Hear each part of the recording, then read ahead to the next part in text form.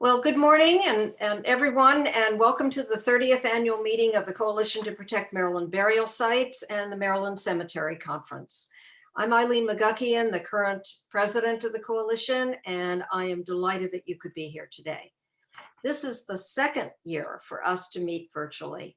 We've become accustomed to the convenience of Zoom, but I'm really looking forward to resuming this event in person next year. Nothing quite compares to an in-person day in an historic Maryland town to hear great speakers, conduct business, hug old friends, and of course, visit a nearby cemetery or two. I want to acknowledge the mayor and the fine people in Havre de Grace who so wanted to host us in Harford County and could not for 2 years in a row. We'll try again in a few years. So this past pandemic year disclosed both strengths and vulnerabilities. I view life somewhat differently now. I appreciate the opportunity to reset priorities and find new skills and partnerships and count my blessings. Our nonprofit organization accomplished a lot last year, and in several ways we matured as an organization. Our working board revamped the bylaws, which enabled us to activate old and create new committees. We invite you to serve on a committee: membership, finance, archives, communications, legislation, or on the board of directors. And I particularly hope that people from Western and Southern Maryland and the Eastern Shore will get involved. We purchased insurance and a Zoom license. We published the first Coalition Courier in color, and we continue to assist cemetery caregivers and to augment our website. We ask for your help specifically in upgrading the county pages. If you will go onto the website and look at your county's page, send in updates, photos, contact information, make corrections, anything to make these more useful for website visitors. This year, we committed to an initiative that will train Maryland prisoners in conservation practices and match them with needy Maryland cemeteries. The Prince Project has potential to help at many of our sites. Although the project was delayed by COVID the last couple of years, it is currently about to launch, and more about that later. I've been representing the coalition for almost a year now on a working committee that's been studying the needs of African-American cemeteries and obstacles that they encounter. It's conducted by the Maryland Commission on African-American History and Culture and the Maryland Historical Trust. And this study was requested by the legislature to determine ways in which the state can assist struggling owners and caretakers. Outreach to the cemetery community included a survey, focus group discussions with descendants, plus listing of current laws and programs in each county and town. Because a cold, rainy morning in a small cemetery in Smithsburg last fall was so productive, we agreed to schedule some volunteer cleanups as requests come in and local groups plan to help out in their area. I would appreciate help on this committee. You need to see a follow-up on this. Legislatively this year, House Bill 1088 passed the General Assembly and now awaits Governor Hogan's signature. It will raise the amount of funds available for African-American capital restoration projects from $1 to $5 million a year. And I think that several recipients of that fund are on the Zoom today.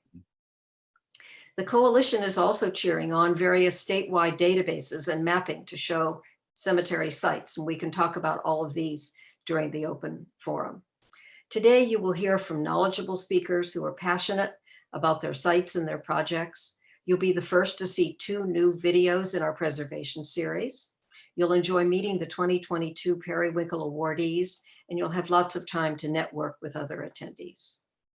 One of my favorite parts of this annual event is the open forum section.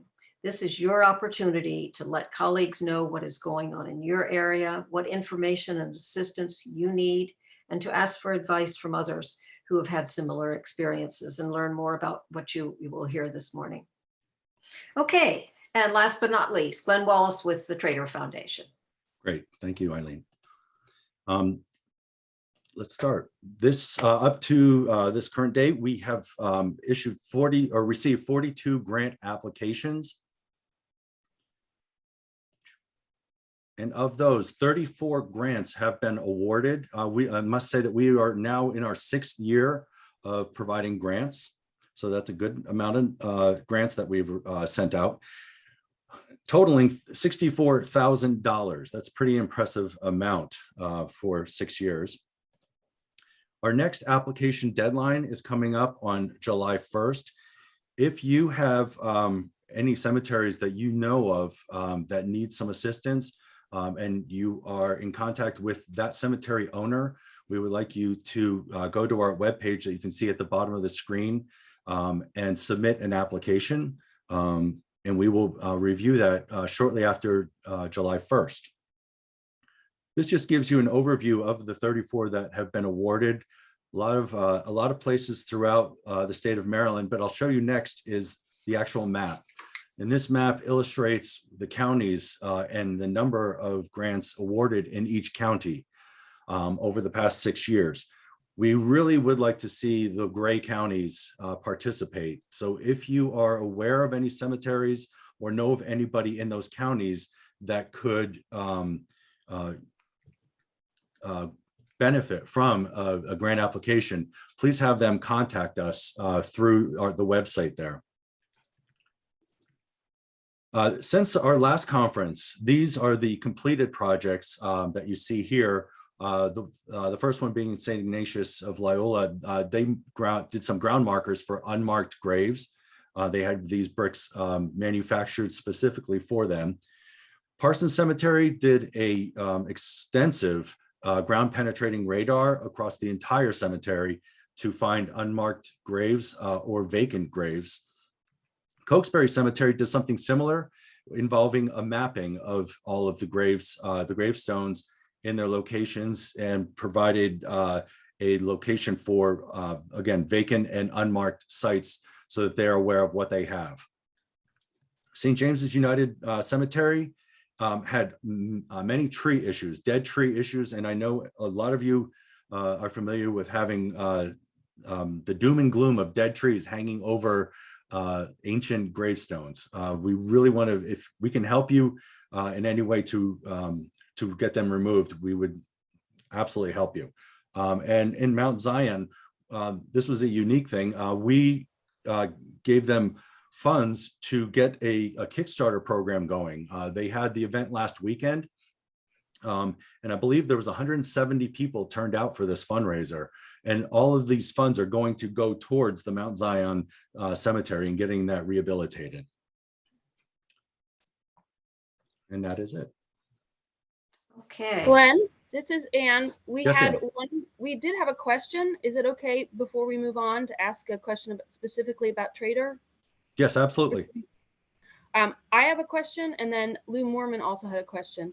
Can you just give a brief overview of what the Trader Foundation is? Yes. And how it's related to the coalition? And then Lou wanted to look at one of the slides in the presentation, and I after you answer, maybe you can invite her or him to give Lou, that okay. question.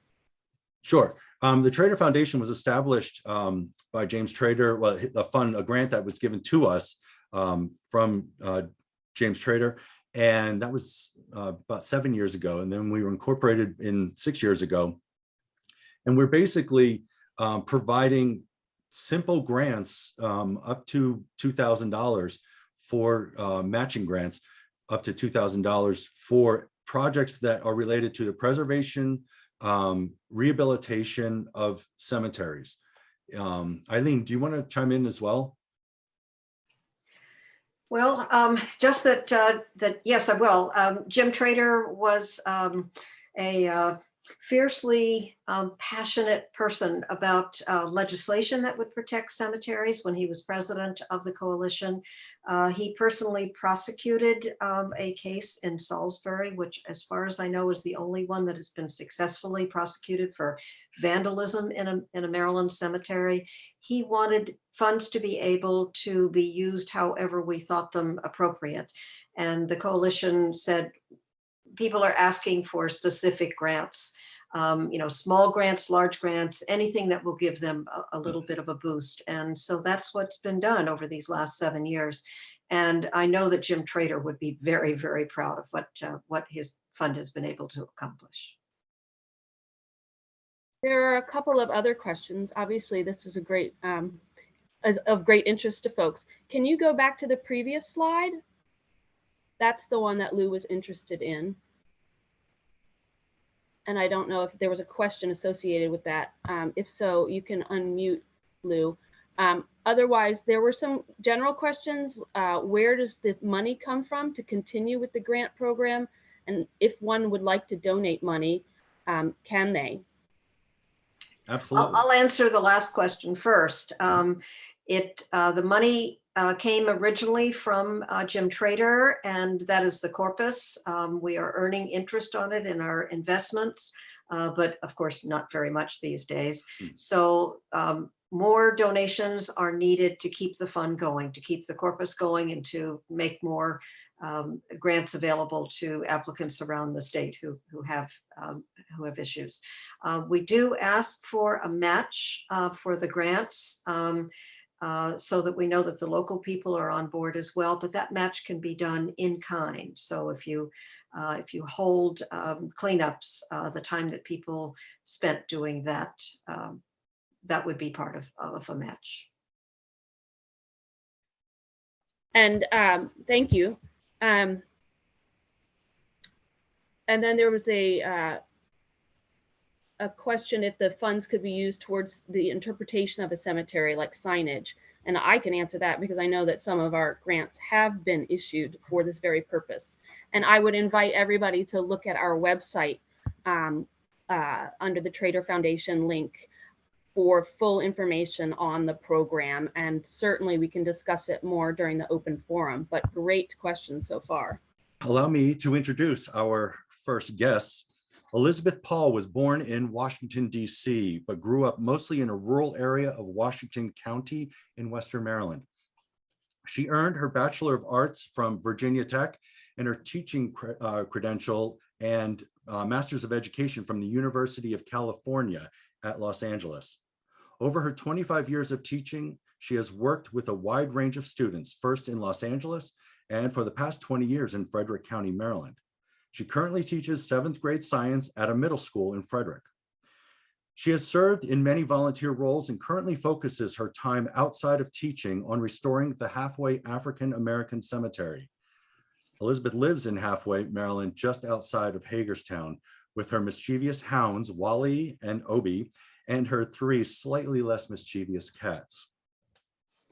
Emily Ampt is an emeritus professor of history at Hood College in Frederick. She began working with Elizabeth Paul on the Halfway Cemetery in September of 2017. A medieval historian by training, Emily has spent the past decade researching slavery in Western Maryland and is the author of Black Antietam, African Americans and the Civil War in Sharpsburg, which is forthcoming, being printed and released on May 30th from the History Press. This is Emily talking. I'm going to start us off and tell you about a little bit about the history of the cemetery. So Halfway Cemetery is located in the community of Halfway, which is named for its location halfway. Originally, it was halfway between Hagerstown in Washington County and Williamsport, also in Washington County on the Potomac River. Halfway was a rural community. Now it is really just at the edge of Hagerstown and has a postal address of Hagerstown. Halfway was a rural cemetery. It was located on farmland. It's an African American cemetery. We really do not know its origins. The first known burial there was recorded in 1844, but there were burials before that, we're pretty certain. So, it originated in the early 19th century. All of the known burials there are of free African Americans. There may have been enslaved people buried there. There are certainly former enslaved people buried there, but the people that we know of that we can prove were buried there were all free. Cemetery, as I said, was in a rural area. It wasn't associated with any known church or chapel or place of worship or even a known Black community. All of the people that we can identify there were from Hagerstown, or virtually all of them. In 1893, when the cemetery was well established, it was purchased by the Independent Order of, well, by a lodge of the Independent Order of Good Samaritans and Daughters of Samaria. This was a Black fraternal organization, a national organization that had a lodge, number 3, the Perseverance Lodge, in Hagerstown. And this Black fraternal organization bought a 7-acre piece of land that was the cemetery, that had the cemetery on it in Halfway. So this Hagerstown organization, which you see here, this photograph of their hall in Hagerstown in probably 1919, when these African-American World War I veterans had returned from Europe and are photographed here outside the lodge. But they bought this cemetery in Halfway for reasons that we know, but I won't go into here. And the burials continued. Actually, they dedicated the cemetery at that point. They incorporated it. They made it official, and they then continued to bury people from Hagerstown, probably at an increased rate. We know that there were hundreds of people from Hagerstown buried at Halfway. And when we started our efforts together, Elizabeth and I, we had fewer than 50 names of people buried at Halfway. But through research, which I'll talk about later, we've been able to recover more than 300 names in total so far, and we expect to find more of people buried at Halfway. The last known burial was in 1932, and we don't expect that there will be many more later than that, because in 1944, the Good Samaritans, the organization that owned the cemetery, sold most of the cemetery land to a property developer. And you see here a plat from 1948 that shows how that the yellow line is the bounds of the cemetery that the Samaritans owned. They sold most of it. The pink area is 0.7 acres that they kept as legally their own and legally cemetery. The rest of it was sold off, subdivided into building lots, which would have homes on them, and a street that runs through it, Clinton Avenue, where Elizabeth lives. And she lives actually on a double lot, this one here. And houses were then built on the sold off land in the 1940s and 1950s. And there are, I think, about 15 houses, maybe 12. I forget now the count. I'm not going to do the count right now. But this little pink lined area was kept as cemetery as the houses were built. And you can see now the context here. This became part of a larger neighborhood, and there are many streets and houses all around what used to be cemetery and this little pink area that was kept as cemetery for a while and is still legally the cemetery. This is the cemetery that we refer to when we say Halfway Cemetery. So the pink part, cemetery, the yellow line, the previous, the original cemetery. The problem here is that, as you can see on that slide there, on the previous slide, that little pink cemetery is landlocked, or neighbor locked. It has no access to the street. It's landlocked by the neighboring residential lots. Over time, most of the, and we don't know the process exactly by which this happened, most of the remaining stones, headstones, were moved somehow. Some of them were moved into the remaining cemetery. Most of them were broken. This little piece of cemetery that remained was used as a dumping ground by neighbors. Some of the neighbors expanded their yards into the cemetery, moving their fences so that pink preserve was further shrunk. And this leads us to the challenges that we face now in preserving this cemetery. By 2020, when we began work on it, it was completely overgrown. It was a jungle. You could not actually walk in it. You had to push your way through undergrowth. There were several huge fallen trees in the cemetery. Of course, it had no street access. There was no owner or organization. The Good Samaritans faded away as an organization, and there is no national Good Samaritan organization anymore either. So the legal ownership of the cemetery is one of the major challenges that we face. And we are working with, I will just say now, we won't really talk about this much, we're working with an attorney to clarify the ownership situation of the cemetery, and everything we're doing is under legal advice. There's the encroachment by the neighbors.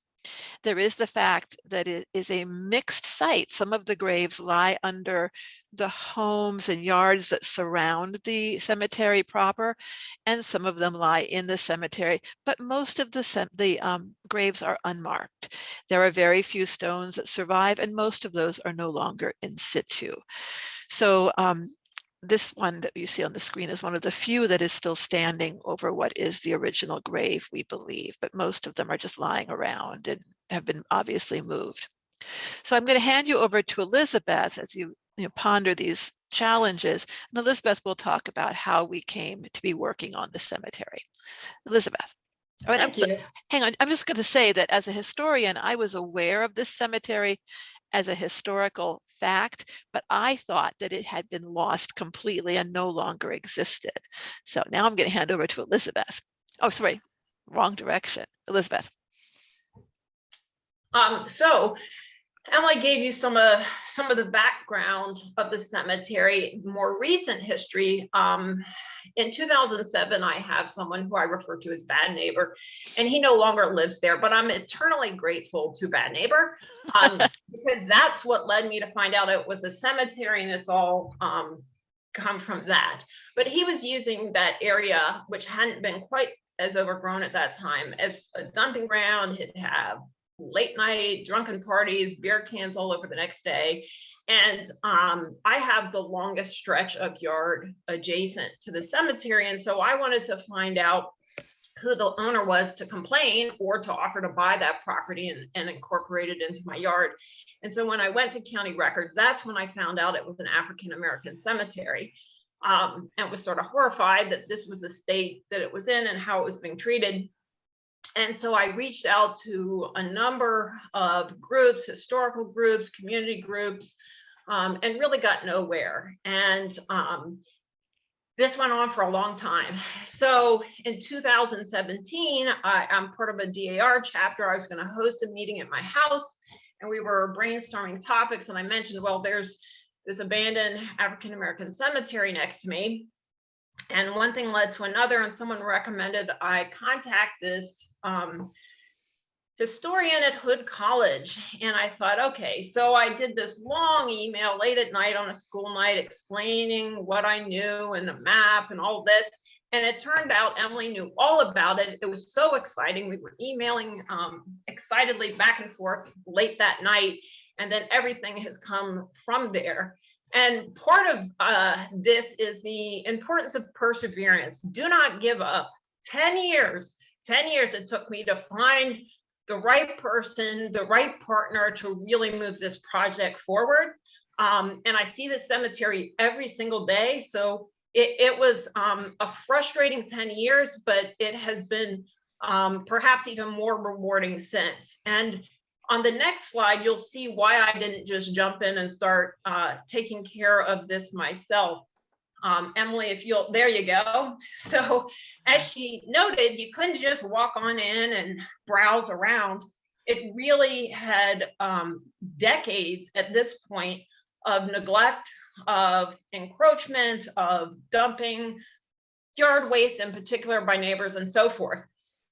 So you could not tell it was a cemetery at all. It just looked like a vacant wooded lot, which was part of the reason it had so much abuse. In the next slide, you can see where we started cleaning up. And really one of the catalysts, this was March 7th, 2020. We had 40 volunteers, and I'll get to some of our partnerships that helped with this, but that massive tree was, the estimates I've gotten are about a 90-year-old tree, and it took a couple other trees down with it. We had had some windstorms that summer, and you can see it's just a huge thing. And so this was part of the turning point in, okay, we really need to get in there and start working and help to move this forward. So with that, on the next slide, these are some of the partners that we have been working with over that time. So we had this big cleanup on March 7th, 2020, 40 people, and it turned out to be a much bigger project than we realized. And so we had another big cleanup date scheduled 2 weeks later. But in the meantime, COVID happened. And so we went into sort of a long hiatus where just a couple of us would go in there and try to hold the ground. But in the meantime, we've had a lot of progress in other ways. Emily and her connections at Hood College have just been a huge part of this, and she will talk more about that in a bit. Our solid volunteers at this point are members of the Archaeology Club and their Environmental Action Group, another student group.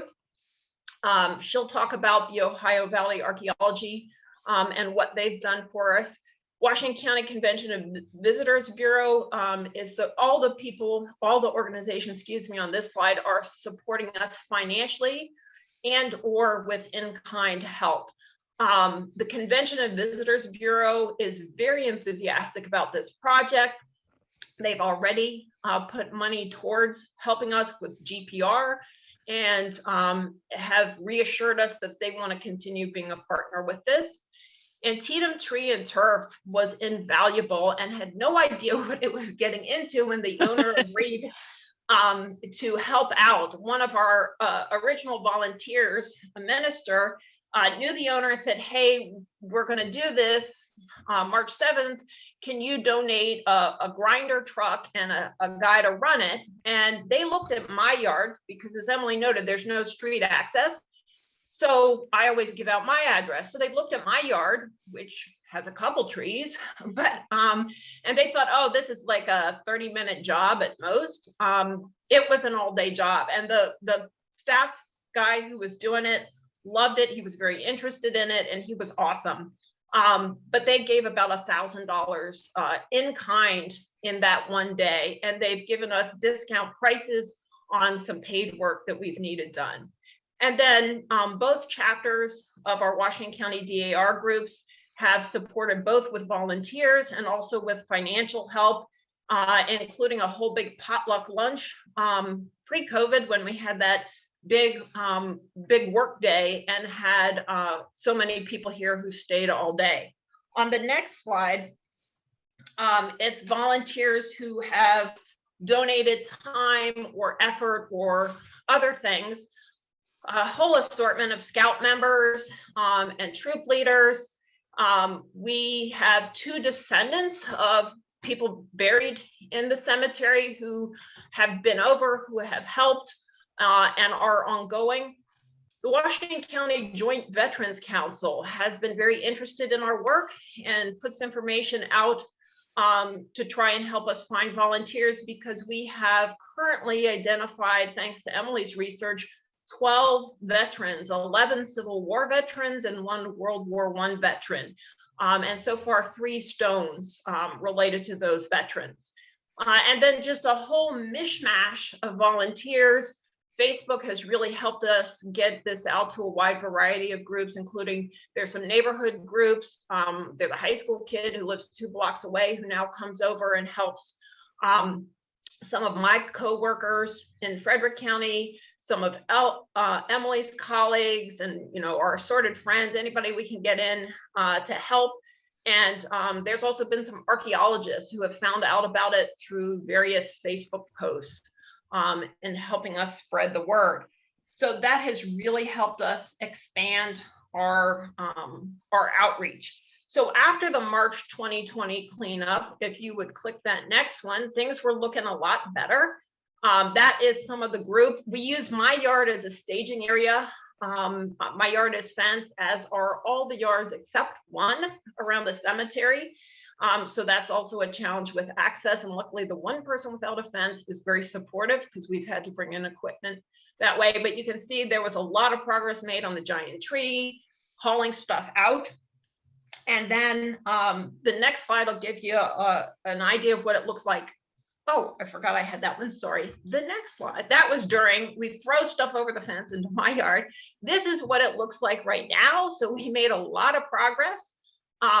We try to do most of the work in the winter when things have died down. You can see it's turning green, but nothing like the jungle that it was. You can actually see some stones in there now. One of the other partners that we both work to develop our press.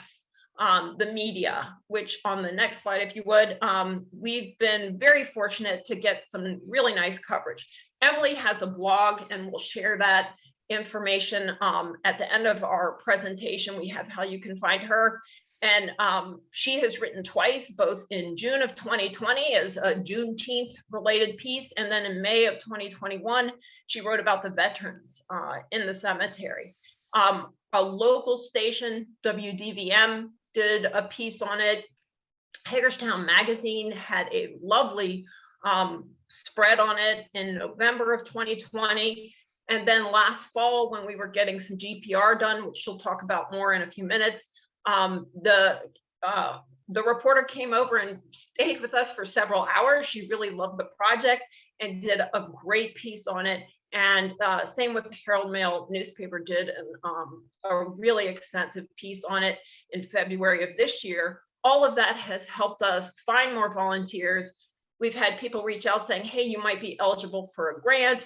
And for me, particularly knowing the vulnerability of this property for all the reasons Emily said, particularly the fact that there's this gray area on ownership and it's trapped behind all these houses, I feel like the more it's out there in the general public, the more protected it is from falling back into that state of neglect and almost being completely destroyed. So the media has helped us in many ways. And it's an important piece, I think, of partnering to help get the word out about all the work all of us do with these cemeteries. And with that, I am going to turn it back over to Emily to talk about some of the other partnerships. Yeah, so I'm just going to talk about archaeology and research because the expertise that people have brought to this has been important too. So we were really fortunate to be able to draw on Hood Archaeology. We have an archaeology program at Hood, and my archaeology colleagues there came to the first cleanup day and were instantly smitten with the cemetery, and that was really lucky for us. The faculty members in archaeology could contribute, are contributing their professional expertise. They brought student volunteers along, and the students have loved the project. We've gotten funding from Hood College because of this, not a lot, but a little. And then we've had the very valuable, and they, I will just say that the faculty have even been able to provide us with guidelines on ethical and legal matters, which have been invaluable to us and have saved us from some real blunders. So that has been very helpful. Then they brought us also the connection with Ohio Valley archaeology. We knew that we wanted to do from the beginning some ground penetrating radar studies, especially in Elizabeth's Yard, which is a large open space, which we were pretty sure it would have had burials in it. And indeed, my colleagues at Washington College were able to connect us with Ohio Valley Archaeology, where they were able to give us a very, really sort of a donation rate to do ground penetrating radar, magnetometry, and electromagnetic conductivity. And he's done about half of what he needs to do. He's going to come back when we have more of the cemetery stripped down to the soil. And so we have, he's done the first part of this. He did it in Elizabeth's Yard and part of the cemetery. And he did find indications of burials, of graves, as we would have expected. So we have tentative and partial results so far, but it was a very exciting weekend when he did that. And that was funded also by the Visitors Bureau. They put him up in a hotel, and they also contributed money toward the fees for that. And then we also have had a drone photography survey done by Dr. David Hickson at Hood. And I want to show you this image where what he did was he flew the drone over and it went over, back and forth over and over and over again, and took a picture every 2 seconds, I think, or every 2 feet. And then he combines those images to give a survey that shows, shows all the different angles. And they also removed the tops of the trees. So I'm going to show you, I'm hoping I can show you this 1-minute video that'll give you a flyover of the cemetery and the surrounding yards. And if you get dizzy easily, you might not want to watch it. There's no sound. Hopefully this is going to show, and it shows from Facebook. Excellent. Here we go. Okay, good. And when I have a chance, I'll show you Elizabeth's yard here with the arrow. This is Elizabeth's yard here. And we're going to zoom in, and you see the cemetery with the big tree trunk lying in it. This is the cemetery here. Sorry, this is I don't know. It moves around so quickly. The stripped area here is the cemetery with the chopped off trees. They're not really chopped off. He chopped them off digitally so that we can see through them more easily. Now we're in the neighbor yard. That's Elizabeth's yard here underneath us. You can see why we did the GPR on that site. So this is the cemetery here where it's a little dirtier, but you can see how much we've cleaned off because it was a jungle before. It was completely overgrown. Okay, I'm going to go back to oh no, we don't want that. I know I can get out of this. Back to Zoom. Darn it, no, back. There was a closeout button before. Yeah, you can just X out of that web page. I know, I'm trying. I don't have an X. It's not showing me my X. The upper right. Yeah, there you go. Just at the top of your tabs. I'm not sure. Oops. Screen sharing has stopped. Darn it. Yeah, I've done something very bad here. You just go back to screen share and find your presentation. I've closed my presentation as per your orders.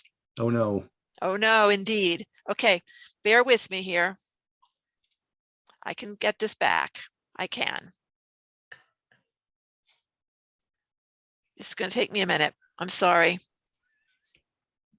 I followed your instructions, Glenn, and it was disastrous. I think it was, yeah, it was the whole thing, not the one tab. Yeah, I closed the whole thing. It was just the one tab that I think he meant. I know I was, but I didn't. Yeah. Hang on here. I just need to get back to my. If not, I think I have mine. Yeah. So I will just say that while we're talking, Elizabeth, do you want to take over and talk about something for a minute while I find our slides again? Sure, I can give a plug for some of our upcoming stuff. So our next cleanup date, if anybody wants to come on up and help out, weather permitting, let's hope it's nothing like this weekend, is next Saturday. Right now, our plan is the second Saturday of every month to try and keep up with growth, and then we may schedule more depending on what we're doing or what needs to be done. So generally, it's second Saturday of the month from 9 to 12. We have a sign up via events in our Facebook page, because what I do is then provide the address to my house. And I warn people, you're not going to look for a cemetery, you're looking for my house, because it is, again, totally not visible from the road, which is part of the challenge when people come for the first time and they're trying to find a cemetery, and you aren't going to see it. We also started, our first public event was last November. We had a Veterans Day ceremony. Because of the veterans we know were buried within the original, it's coming up, Emily, within the original. And now I'm getting. We got an echo there. I know, I'm sorry. I don't know why that happened. So that was our first event, and I will turn it back over to Emily, and I'll tell you. Okay, I'm going to skip this, just saying that we have a lot of work still to do with the archaeologists. This is some of the things we plan to do and how valuable they'll be. I'm going to talk briefly about research volunteers. To me, as a historian, am I still echoing? No. Okay. As a historian, this is some of the most exciting to me. We are doing work. I've got a little team of research volunteers who do genealogy. They locate death certificates. They find obituaries. We post all this in a shared folder. So far, one of them has found more than 200 death certificates, and those have revealed names of people who were buried at Halfway that we didn't know about before that. I believe one of our researchers is actually on the call today, on the Zoom meeting today. Hello, Barbara. Barbara Bauer is working with Find a Grave, on Find a Grave, to improve our page there and also to get some wrong information about Halfway taken down. If anybody on the call today goes to look at our Find a Grave site and sees that Harriet Tubman's ancestors were buried at Halfway, that is incorrect. And we are trying very hard to take that information down from Find a Grave, but it has not proved easy. But through Find a Grave and Ancestry and other sites, we are hoping to find more descendants of the people buried at Halfway. And this is a really important goal for us. So far, we have 2 families that we are working with who have ancestors buried at Halfway. You see one of them, Carolyn Brooks, pictured here. She's been a great supporter for us. Another one of our descendants is connected with Ebenezer AME Church in Hagerstown, and we would like to partner with Ebenezer, although Ebenezer has not been real interested in actively partnering with us so far. But that is a goal of ours, is to bring the descendant community into more of a decision-making role in the future of this cemetery. Elizabeth. So as I noted, well, let me just piggyback one comment on what Emily was saying. Sure. I would highly recommend, because of, as she noted, the value of having archaeologists, like professional archaeologists involved, reach out to colleges around you, University of Maryland, whatever you may have. They may or may not have an archaeology program, but it is well worth it. We are getting such high quality work done that never would have happened. Some of it we may have been able to raise money or get grants for, but it's really been invaluable to have professional archaeologists, and they've brought in other archaeologists who were just curious and helped out. So our first public event was last November for Veterans Day, because we do want to honor the 12 veterans that we know of that were in the original 7 acres. We have no idea whose grave is where, unfortunately, because of what's happened to the property and even the remaining piece.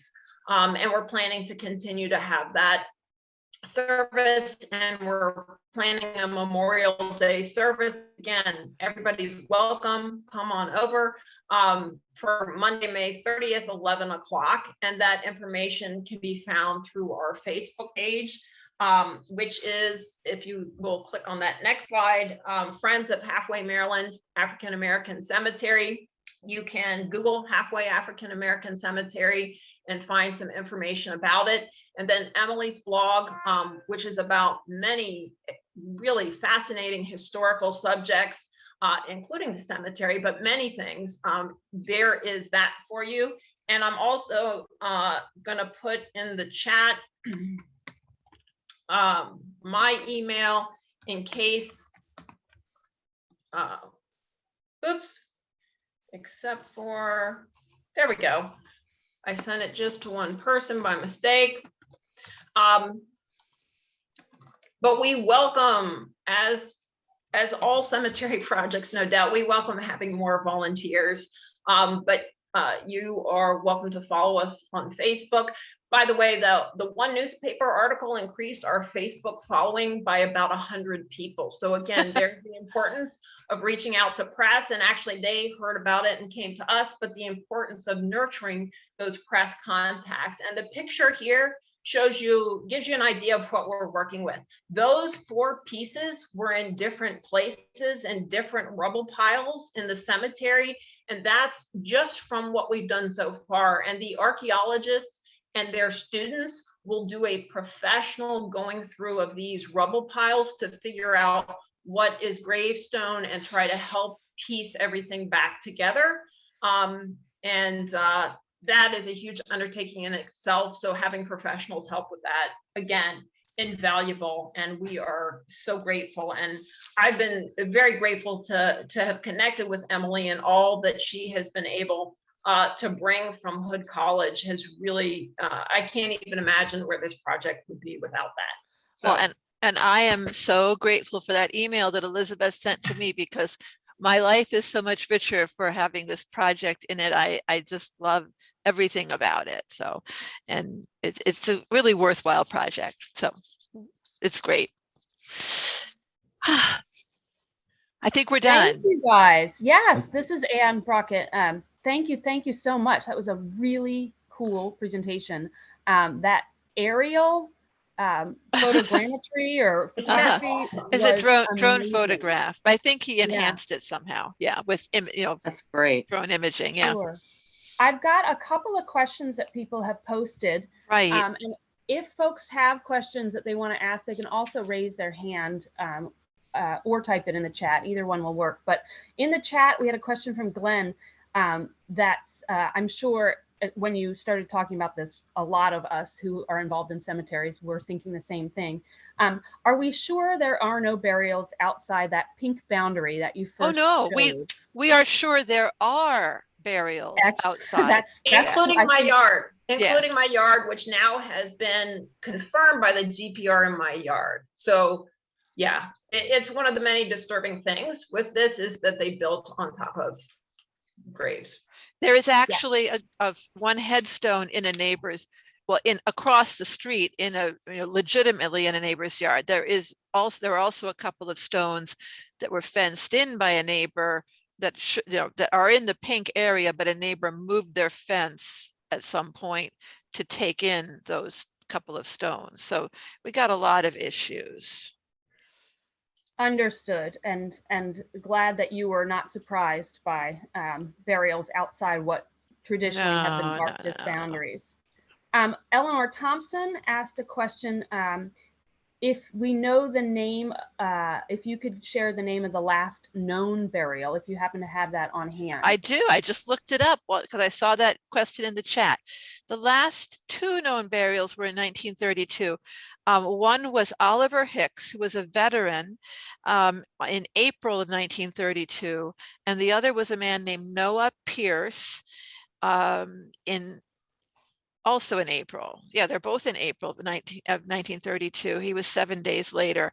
And I know nothing else about Noah Pierce. He had no surviving relatives. Okay, thank you. I hope that helps, Lenore. It was Noah Pierce. Okay, Jamie asked a question, where does one find the death certificates? Oh, that's a great question. They are online at the Maryland State Archives, and they have just started, the last couple of years, they've started putting actual death certificates online, and they put them up in big batches of like a decade at a time. And just a few months ago, they put up the 1920s, or no, the I think that into the 20s. So they've just started getting into the 20s. So we expect a lot of 20s for our cemetery, and we don't have the 20. But I think they just put a couple more years up, like last week or this week, and so I think they're up to 1922 or 1924 now. But at first they were doing them by batches of decades, and now they're doing a few years at a time. They're on the Maryland State Archives website. And not all of the death certificates have the cemetery listed, but as you go further along in time, they're more likely to have the cemetery named on the death certificate. In the early ones, they sometimes put the cemetery on the back because there is no blank for the cemetery on the early death certificates, but the later death certificates, like in the teens and 20s, do have a space for the cemetery, so that's more helpful. Great. And I think Diane just posted the link to the death certificates in the Great. chat.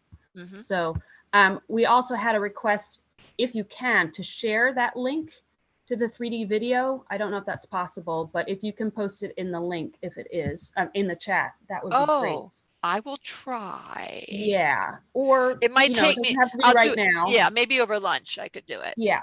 Yeah. And then we had a volunteer offer from Diane Botcher to help with the replacement of veterans stones if you all need help. It That would sounds be like you've had great. experience. Thank you.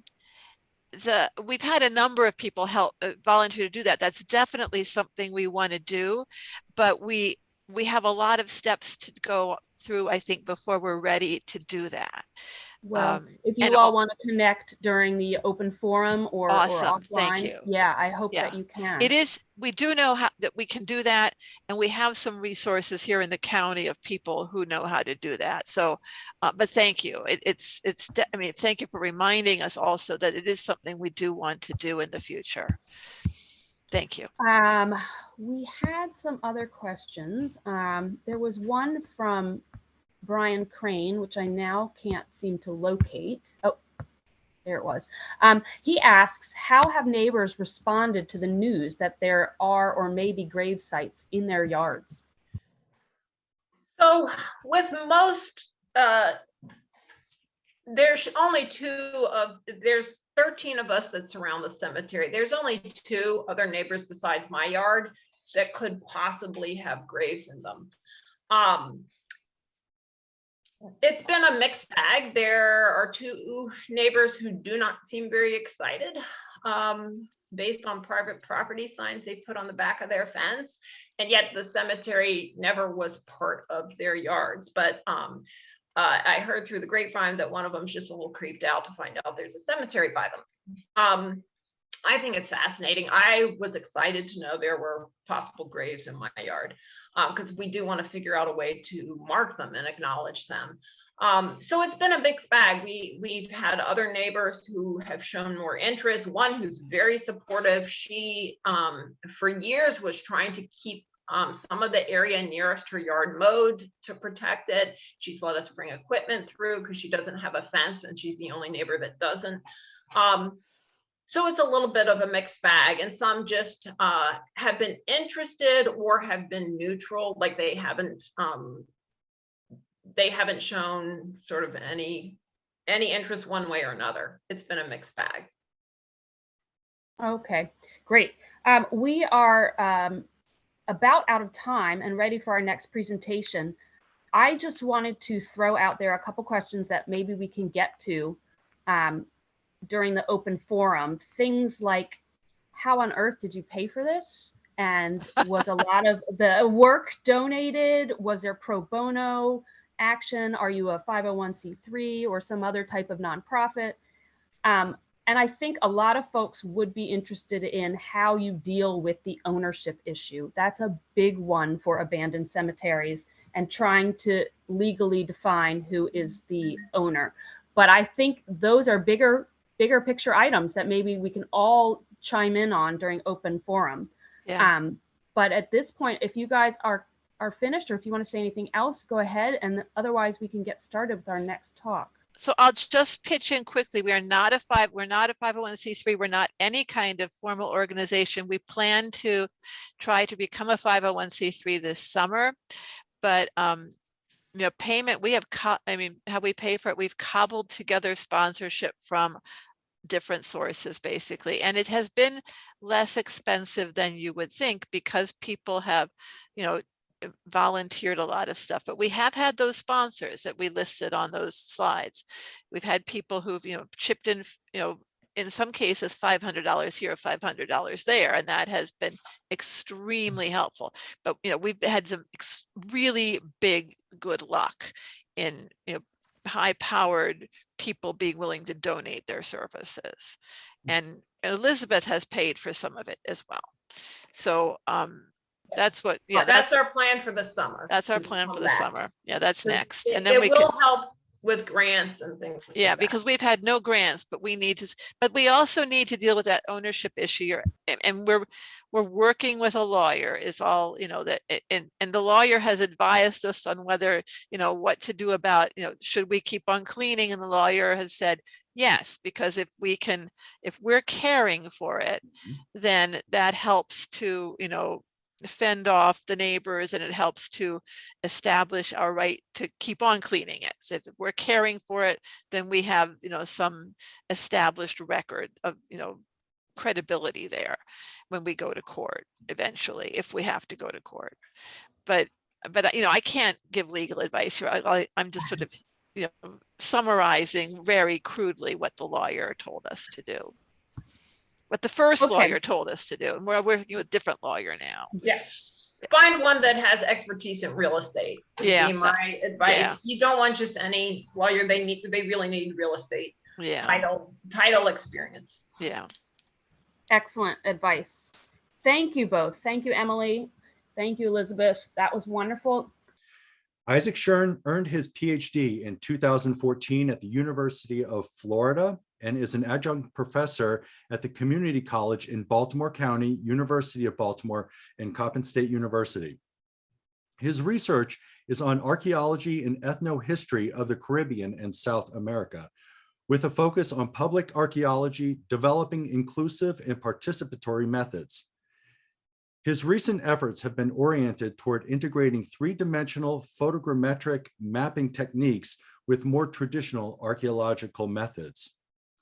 Elgin Klug is an associate professor in the Department of Applied Social and Political Sciences at Coppin State University.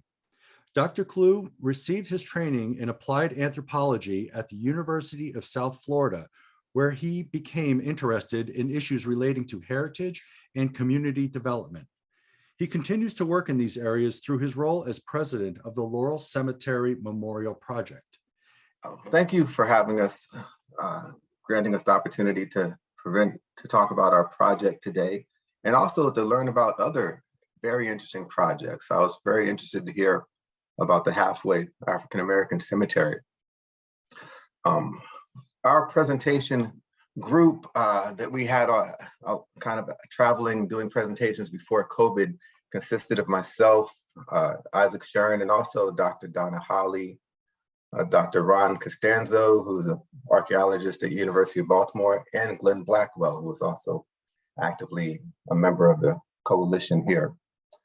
I represent the Laurel Cemetery Memorial Project. Let me go ahead and do the slideshow. So we had our first meeting in 2019. We came together as the Laurel Cemetery Task Force. Over time, though we've had a little bit of a stutter step because of COVID and so forth, we eventually formed ourselves into a 501c3 organization so that we could be eligible for an African American Heritage Preservation Program grant that is provided by the Maryland Commission on African American History and Culture. So we currently do have one of those grants that we are managing to do some improvements at the site. Our mission is to erect a permanent memorial in recognition of the thousands of African Americans who were laid to rest at Laurel Cemetery, and to ensure the safety and stability of the site into the foreseeable future. And we're also very engaged in researching about the history of the lives connected to that site and educating the public about those buried there. Today, we want to share with you some information about the history and significance of Laurel Cemetery, also a deeper dive into the circumstances surrounding the closing and destruction of the cemetery, and some of the archaeological and historical research that we have done and that we are doing concerning Laurel Cemetery. I will talk about the history and significance and then hand it off to Dr. Stern, who will take you through the rest. Briefly speaking, this cemetery, I know some individuals in the crowd here have some familiarity with Lowell Cemetery, so I'll not go too deep into every detail here, but the cemetery was formally incorporated in 1852 as a cemetery for African Americans. It was a sizable cemetery that was seen by some to be kind of the African American example of Greenmount Cemetery. It's that garden style cemetery. So it was a premier burial spot at its time. Very popular in its early years, but unfortunately in later years, it declined due to years of improper maintenance by private owners. Some of this led to, well, you'll see later in Dr. Stern's portion of the presentation, the ownership of the cemetery has more consequence in the later years, especially once the condition of the cemetery starts to decline. In the center of this picture here, what you have is a newspaper clipping from 1852. It's the act that allows for the incorporation of cemeteries in the state of Maryland. And what's crucial about this particular item is that it indicates that the rule was a cemetery could only be incorporated when any 7 or more free white persons, citizens of the United States, came together to make that body, that incorporation. So therefore, from its inception, there was never a Black-owned site. And that, like I said, has consequence later on. The cemetery is located off of Bel Air Road. Many who might be familiar with Baltimore, and this is in East Baltimore, not too far from the existing Baltimore Cemetery, and it's directly across the street from Clifton Park. This is an 1876 map showing that Clifton Park was originally slated to be the grounds of Johns Hopkins University. They did not decide to put the university there. Instead, they located it at the Homewood campus where it is now. But Lowell Cemetery was in that space, and the exact footprint of the former Lowell Cemetery is now the exact footprint of the Bel Air Edison Crossing Shopping Center. So these are just two aerial views, so you can see that we're really talking about the same space, the same boundaries. One of the very interesting aspects of the project has been the exploration of biographies. And I just wanted to share a couple with you. This slide is about Dr. Bishop Daniel Alexander Payne. He was the 6th bishop of the AME Church. This gentleman was born free in Charleston, South Carolina, and as he became a young adult, he started to try to teach African Americans in Charleston, South Carolina, which was not a popular thing to do. So he ended up having to leave South Carolina. He was engaged in helping slaves escape to Canada. He was engaged in helping to establish educational institutions. He was the first African American that we know of who was to serve as a president of any college within the United States. He helped to form Wilberforce University in Ohio and served as its president. And I believe the School of Divinity at Wilberforce is still named after him.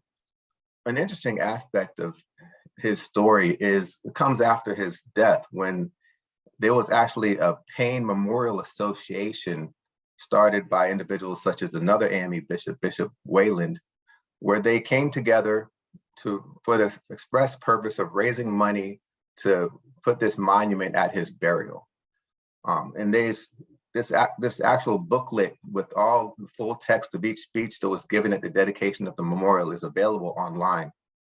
And it's interesting to see the kind of care that went into memorializing the place of burial for this individual, and saddening to juxtapose that with what the situation is now with his burial. Another individual who's drawn quite a bit of my attention is Reverend Harvey Johnson. He was the pastor of Union Baptist Church for over 50 years, helped to found many other churches that still thrive in Baltimore City. One of the things that he is most notable for, however, is helping to found a group called the Mutual United Brotherhood of Liberty, one of the first African-American civil rights organizations in the country. And this group, through this group, they organized legal strategies to sue railroad companies and steamboat companies to get them to stop desegregating. They pressed for African-American teachers in the Baltimore City public school system, for Blacks to be allowed to serve on juries, for Blacks to be admitted to the bar, for several things. He was a part of the Niagara movement, which resulted in the founding of the NAACP. And the legal strategies that he and his group, the Mutual United Brotherhood of Liberty, developed really set the template for the actions of the Legal Defense Fund of the NAACP. So a crucial contribution to civil rights was made by this individual, who unfortunately his gravesite has been destroyed. If you'd like to know a little bit more about him, there's a book by Dennis Patrick Halpin called A Brotherhood of Liberty that is a very good read that goes over the activities of this civil rights group. His wife, Amelia Etta Johnson, was an individual who was born free, born and educated in Canada. Her parents were from the United States, but had fled to Canada. After the war, after the Civil War, they were able to return back to Baltimore, and she became a published author. She published a monthly African-American history magazine for kids, published 3 novels, was a poet, and was very accomplished in her own right. Another individual I've been interested to learn more about is Dr. George Kennard. This gentleman was also born free. He graduated from the Medical College of Philadelphia, and he established a hospital, a nursing school, and a primary school, and also pastored a church, and said that he practiced holistic medicine. And the last one I want to share with you, because we could go on with biographies for days, but the last one I want to share with you is one that's kind of interesting and inspires some inner conflict for me too. This is the story that I'm still learning about of Ellen Barnes McGinnis. This individual was the maid to Verena Davis, the wife of Jefferson Davis, and nanny to the Davis children. She was with the Davis family at the time of Jefferson Davis's capture in Georgia. And she was married to Frederick McGinnis, who was the body servant for Jefferson Davis. And after the war, she and her husband moved to Baltimore, but they corresponded with the Davis family long after the Civil War, up until the time of her death. This is an interesting, complicated relationship. I've also been kind of curious because I know that there are some stories about some suspected African-American spies who were embedded in the Davis household. So that's just a point of curiosity and exploration that I personally have. At this point, I want to go ahead and hand it over to Dr. Shern, to Isaac. So I'm going to stop my share and have him pick up his share so that he can go forth and advance his slide in the most convenient way. All right, thank you very much, Elgin.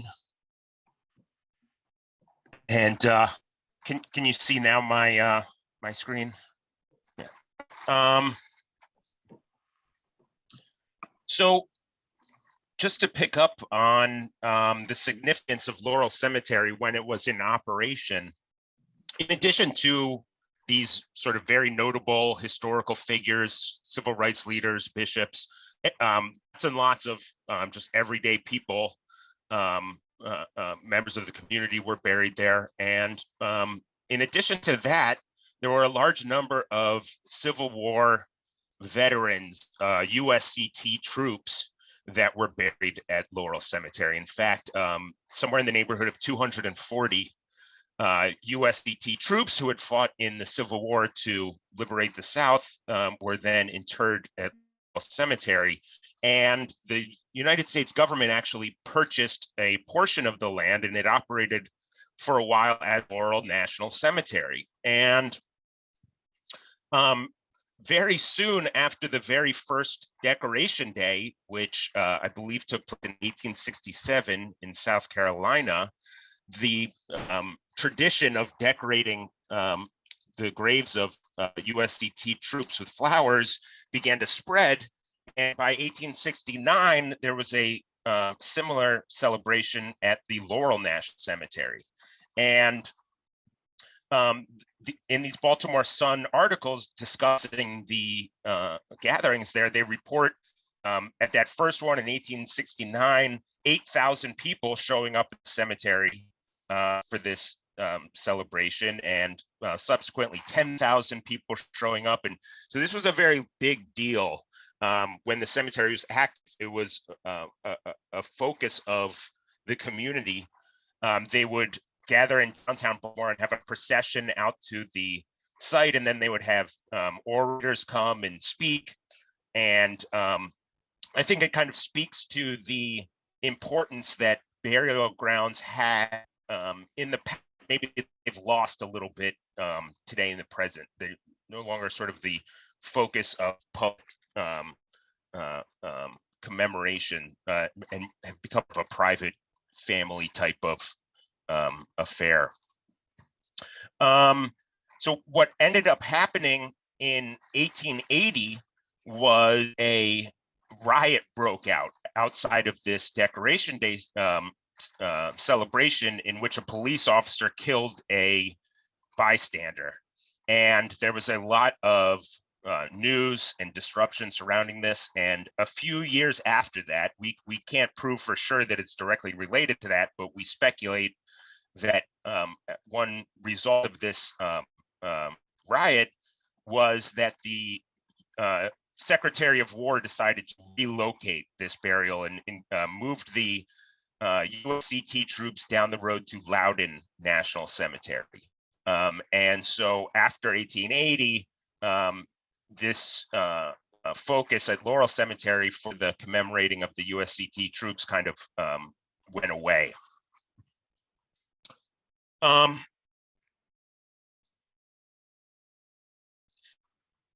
As Elgin mentioned at the beginning, there was always kind of a disconnect between the owner operators of the cemetery and the community that was utilizing the cemetery, at first as a result of those laws, but then just as a result of the fact that the private owners of the cemetery, whoever owned the controlling shares, could make the decisions of what would happen. And what happened is, starting in the 1920s and 30s, is it changed hands a few times.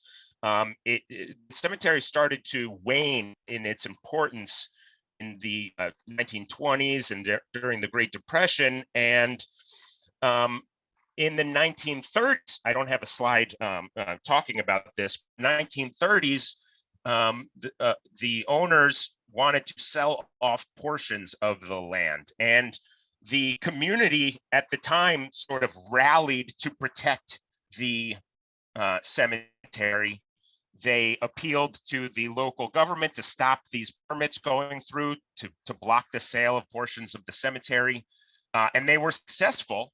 But the treasurer, the then treasurer of the Laurel Cemetery Company, appealed that decision, and sort of behind closed doors won this appeal and was successful in selling off these portions. So it was one of these events where the descendants, the community using the cemetery, thought they had won this victory, but it turns out that they were undermined in these efforts. And after these, the owner and treasurer sold off portions in 1931, they then sold their remaining shares in the cemetery to a real estate lawyer who essentially was buying into the cemetery company in order to eventually profit from the land, and reincorporated as the new Laurel Cemetery.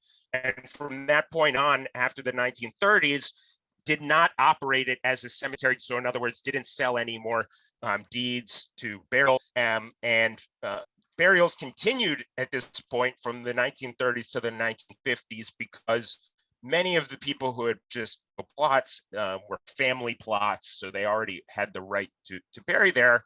but it sort of stopped operating really as a proper cemetery at that point in the 1930s. Now, a real estate lawyer eventually passed away, and the ownership rights went to his colleague, John Kaufman. And so by 1950, this real estate dealer, John Kaufman, became the sole owner and proprietor of Laurel Cemetery, and he quickly declared bankruptcy. So in 1952, he declared bankruptcy for the corporation. And at that point, he had 11 volumes of records of all the transactions of the company. And he was told by the judge overseeing the bankruptcy case to hold on to those records. And that bankruptcy case didn't end up finishing until 5 years later in 1957. But during that intervening period, while the bankruptcy proceeding was going on, Kaufman came in contact with and established a business relationship with two lawyers in the real estate division of the city solicitor's office. And they kind of cooked up a plan using their sort of inside knowledge of the way real estate operates in the city. And they cooked up a plan to do something with this land, once the bankruptcy had proceeded to develop the land. So they incorporated a real estate company called McCamer Realty, which is you can see here's it takes the first part of each of their names and combines them. So it's these three individuals, the real estate lawyer and the two city solicitors, and they formed the McCamer Realty Company. And they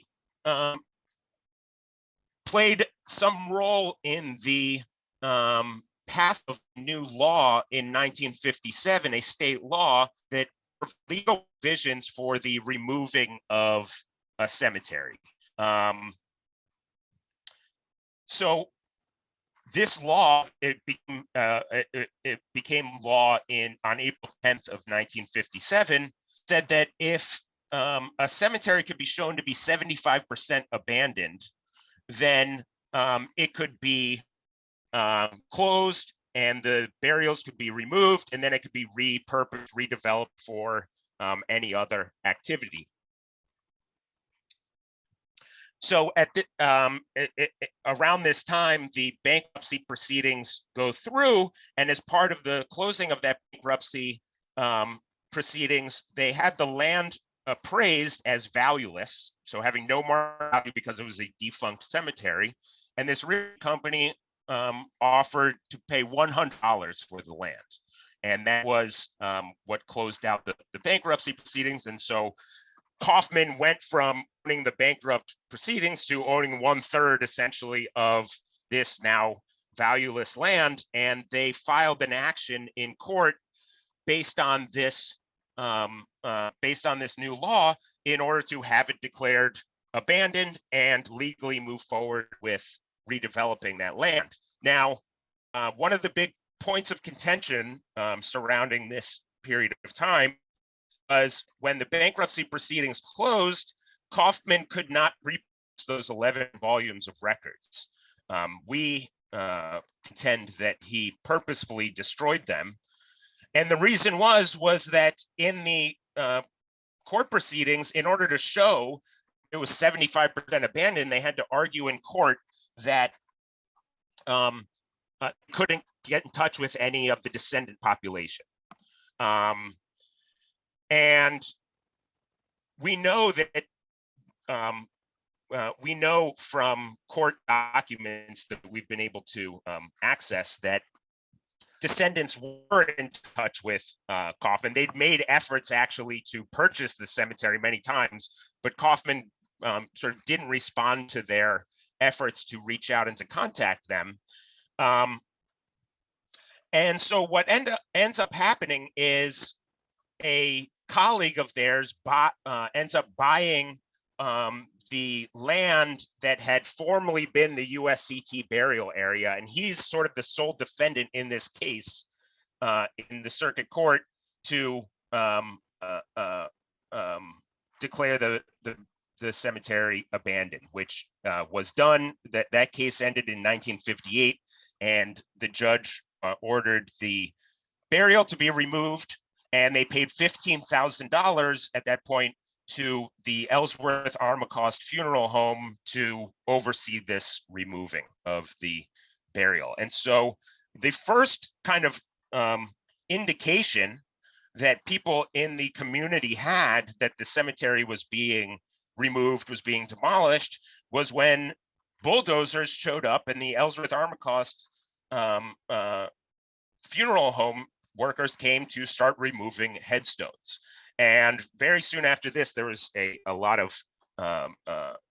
stories in the news and a number of lawsuits in order to stop the demolition of the cemetery happened. There were 3 different lawsuits, all of which lost or were thrown out. And then there were appeals. The NAACP got involved and brought lawyers forward to appeal this case. But because they were following the letter of the law when they committed this action, the law that they had a role in establishing, sort of using their insider knowledge and power to get this law passed, they weren't able to prove in court that they had committed fraud upon the court. It became very clear that they committed fraud upon the descendant community, okay, in going through the transcripts, but that wasn't the case at issue. The case at issue was whether they had committed fraud on the court, and they hadn't done that. So they lost all of these cases, and in 1962, they continued with the plans to remove the cemetery, redevelop the land commercially. So you can see here in 1958, clean up, remove the cemetery. They purchased land in Carroll County where they replaced certain headstones, but it seems as if they didn't move, but maybe a few dozen human remains, and most of the headstones are reported to essentially just mark nothing at all.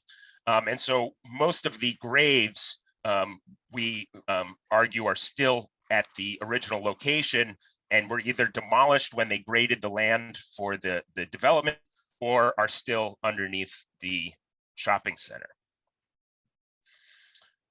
And so in 1960, in the 1960s, they started, they leased this land out to the 2 guys, departments, and then in 1976, they end up selling the land for $633,000. So those same 3 individuals that own McCamer, who had paid $100 for the land and paid $15,000 to remove the headstones, then profited $633,000, which, if you adjust for inflation, is something like $4 million.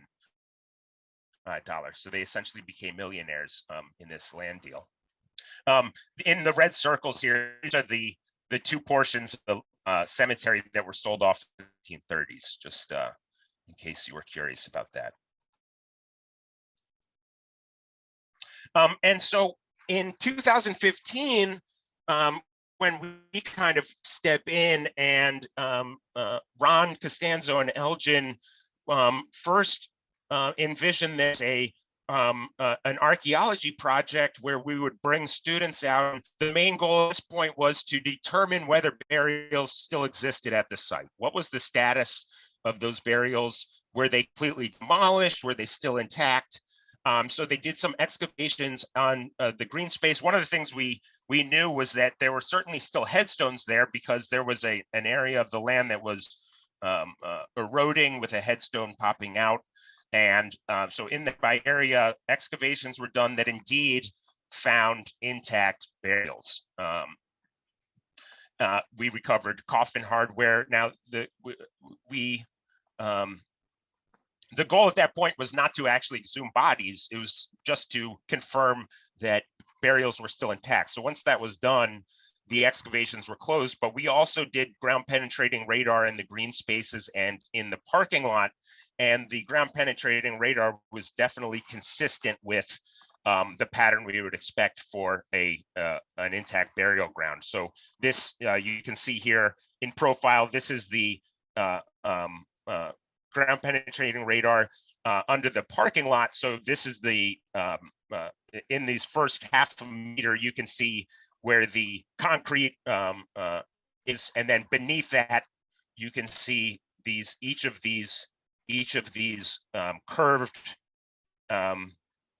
deflected patterns is essentially where one burial or one gravestone or one burial shaft would have been.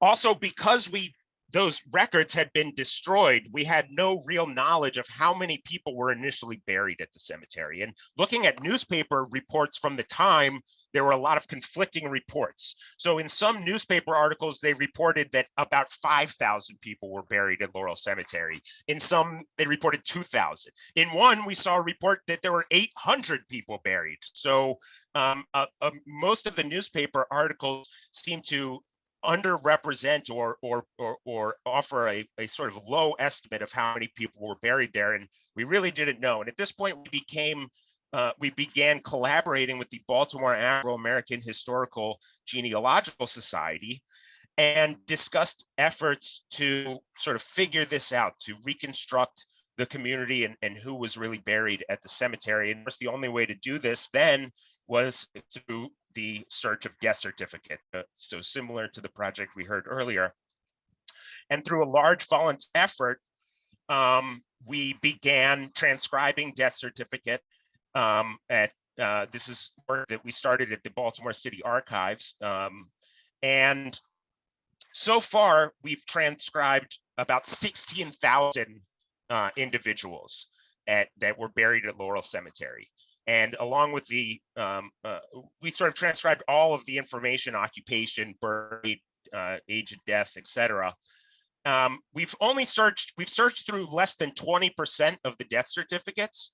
And so the fact that we've found 16,000 burials with only having searched 20% of the records, and then estimating based on different years and when the cemetery was most popular and when its popularity waned, we estimate that we'll find between 35 and 40,000 names when we're finished doing our death certificate search. So it's far more than had been reported and far more than anybody expected.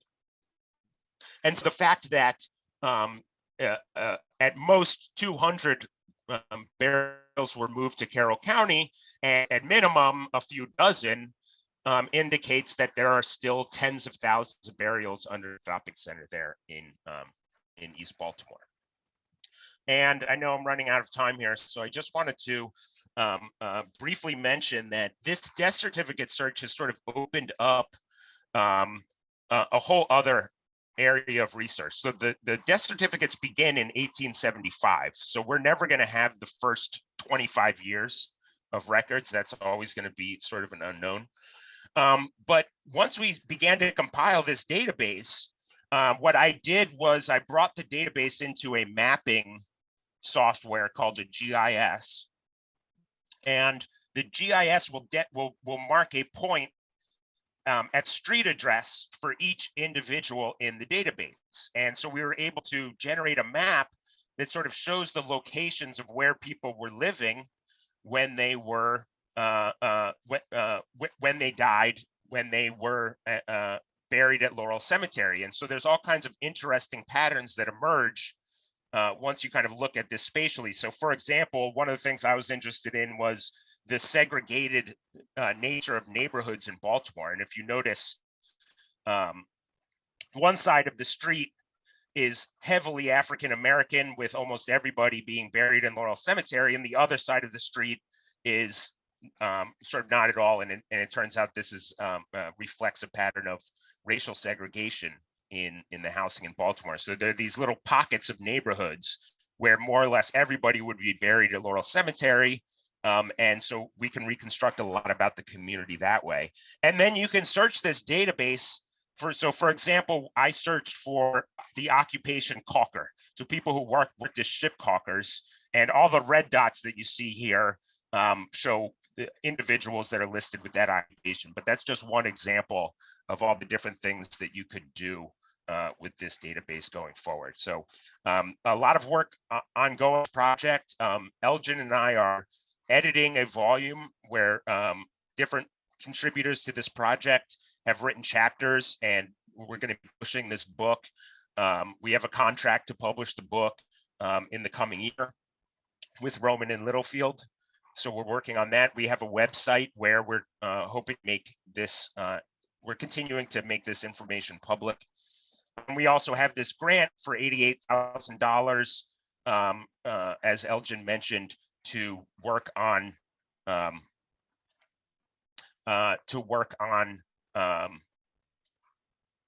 building a memorial and commemorating the site permanently. And we're starting to work with the city with that and work out who will hold the easement and so forth for that land and that memorial. So I know that's a lot, but we do have 501c3, as we mentioned. In addition to the grant, we're currently raising money to build this memorial. We're working on having historical interpretive signage at this site. And so we're accepting donations, and I have that information here. And I suppose I'm over time, so I guess we'll wrap it up there and answer any questions you might have. Great. Thank you guys so much. That was amazing. Your efforts are amazing. It's interesting things that I noticed as we're going through comparing your presentation to the last one, things that seem to be important in making your projects so successful are death certificate research, which I think is a fairly newly accessible form of research, the involvement of university students or university program, and the importance of archaeology in getting some stuff done. So I think those are important links. We had a couple of questions, so I'll just go through those quickly.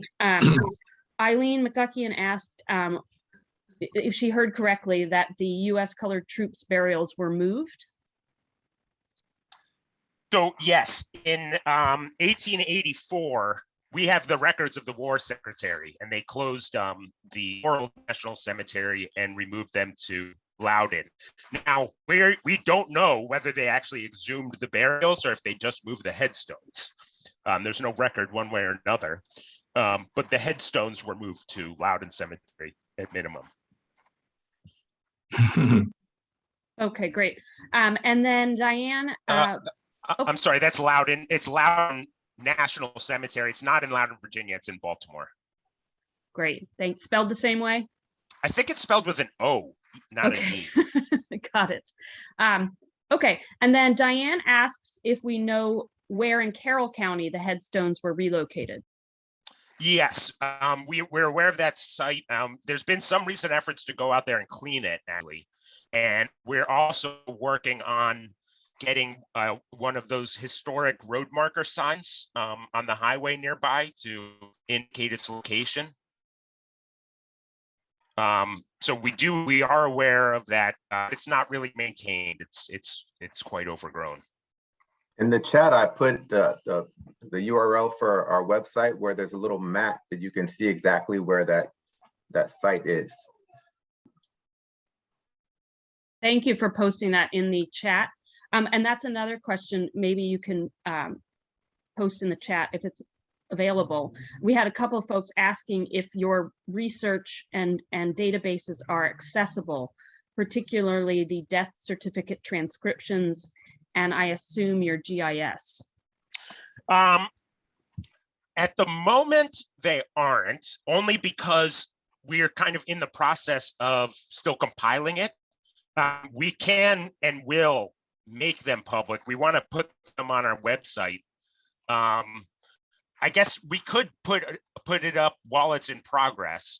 But our plan, and we hope to do this very soon, is to put it on the website and make it searchable so that people can find, their descendants. One of the things we're sorely lacking in is web development expertise.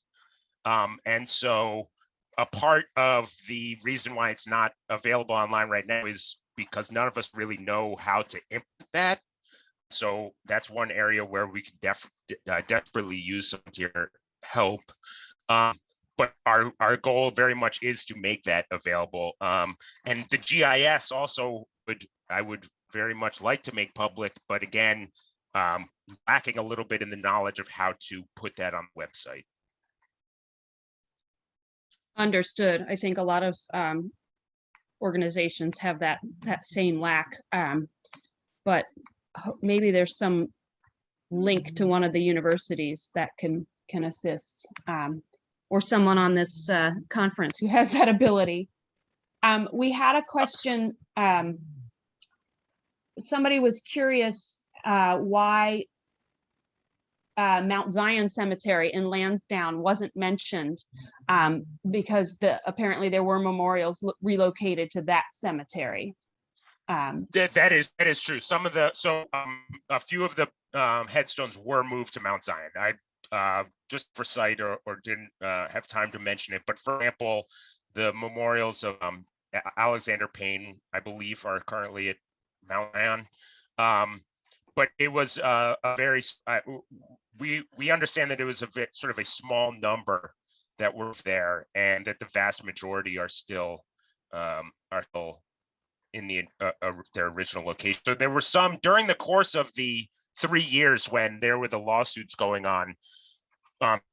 Some descendants began to pay the sort of cost to relocate their own families' burials. So some were moved to.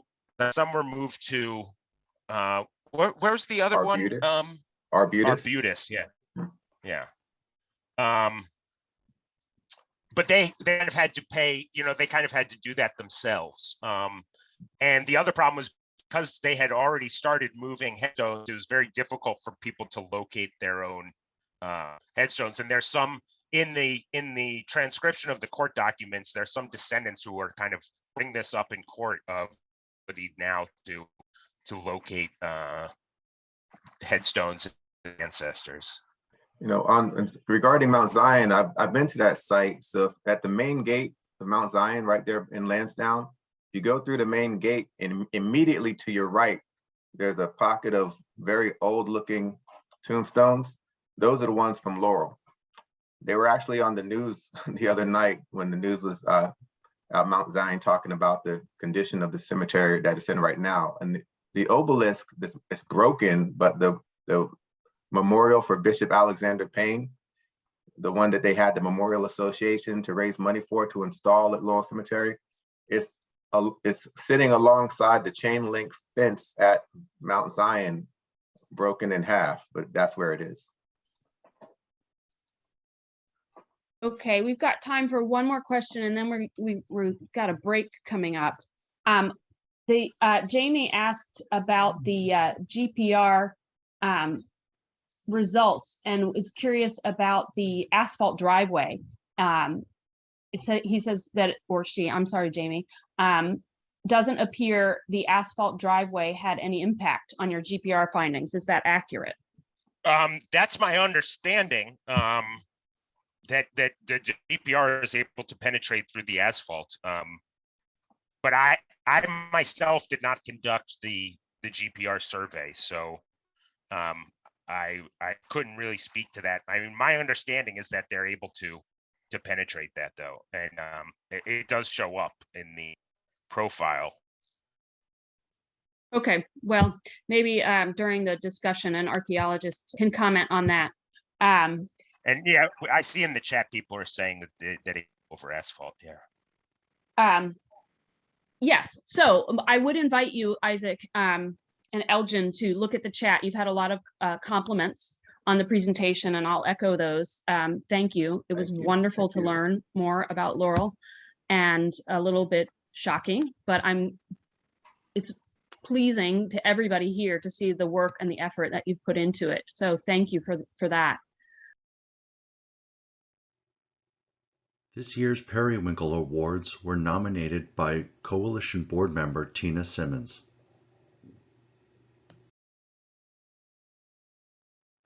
Our first recipient is Mark Whittles for his outstanding leadership and accomplishments at Miller Cemetery in Howard County.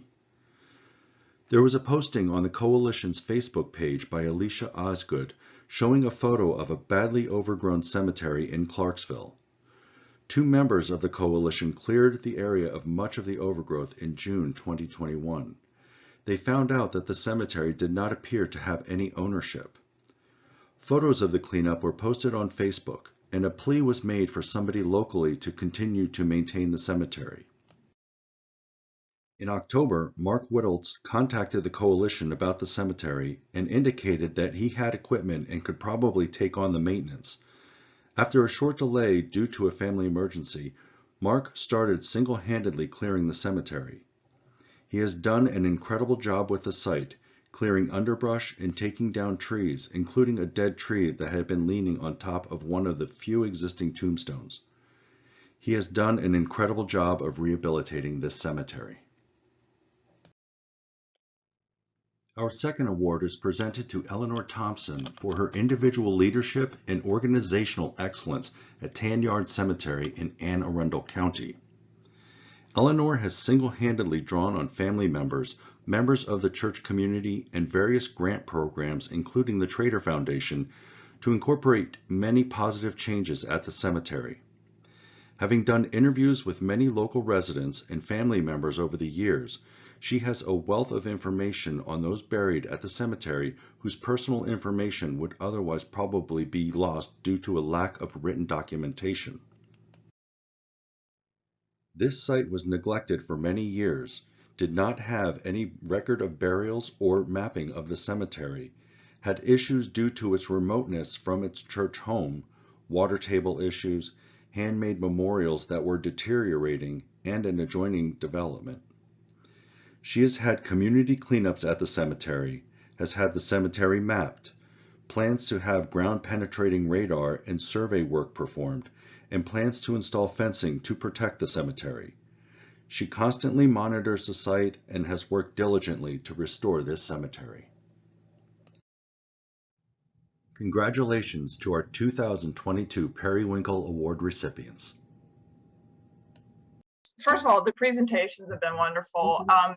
I'm curious about this 1957 law that the 2 gentlemen spoke about the 75% abandonment, if that only applied to Baltimore City cemeteries or statewide. And my other question is, since the 2 presentations were focused on African American cemeteries, I'm wondering where we're at with the state and federal legislation pertaining to the protection of African American cemeteries. I know the coalition's been working on that. I'm just wondering if there's any updates. Thank you. I can just respond to the question about the 57 law real quickly. It was a state law, but it was essentially only for the Baltimore City area.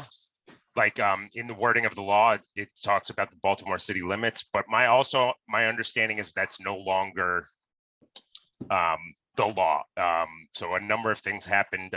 There was a revision of the Maryland Law Code in which that particular code did not get carried over. And then also in the intervening time, the National Historic Preservation Act was passed and various other laws that would supersede that. So I guess I'd have to go back and translate it from legalese into English to find out exactly where the boundaries are. But my recollection is that it was Baltimore City and that it's no longer on the Maryland State Code. So. Okay. Great.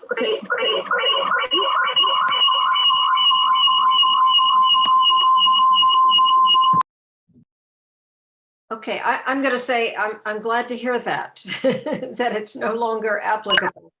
But as we've found out through the years, there are ways to get around all sorts of things. And unfortunately, the Laurel experience is a good example of how inequities and bad things can compound and compound to make bad things really happen. In terms of, Jamie, thank you for asking about the state group.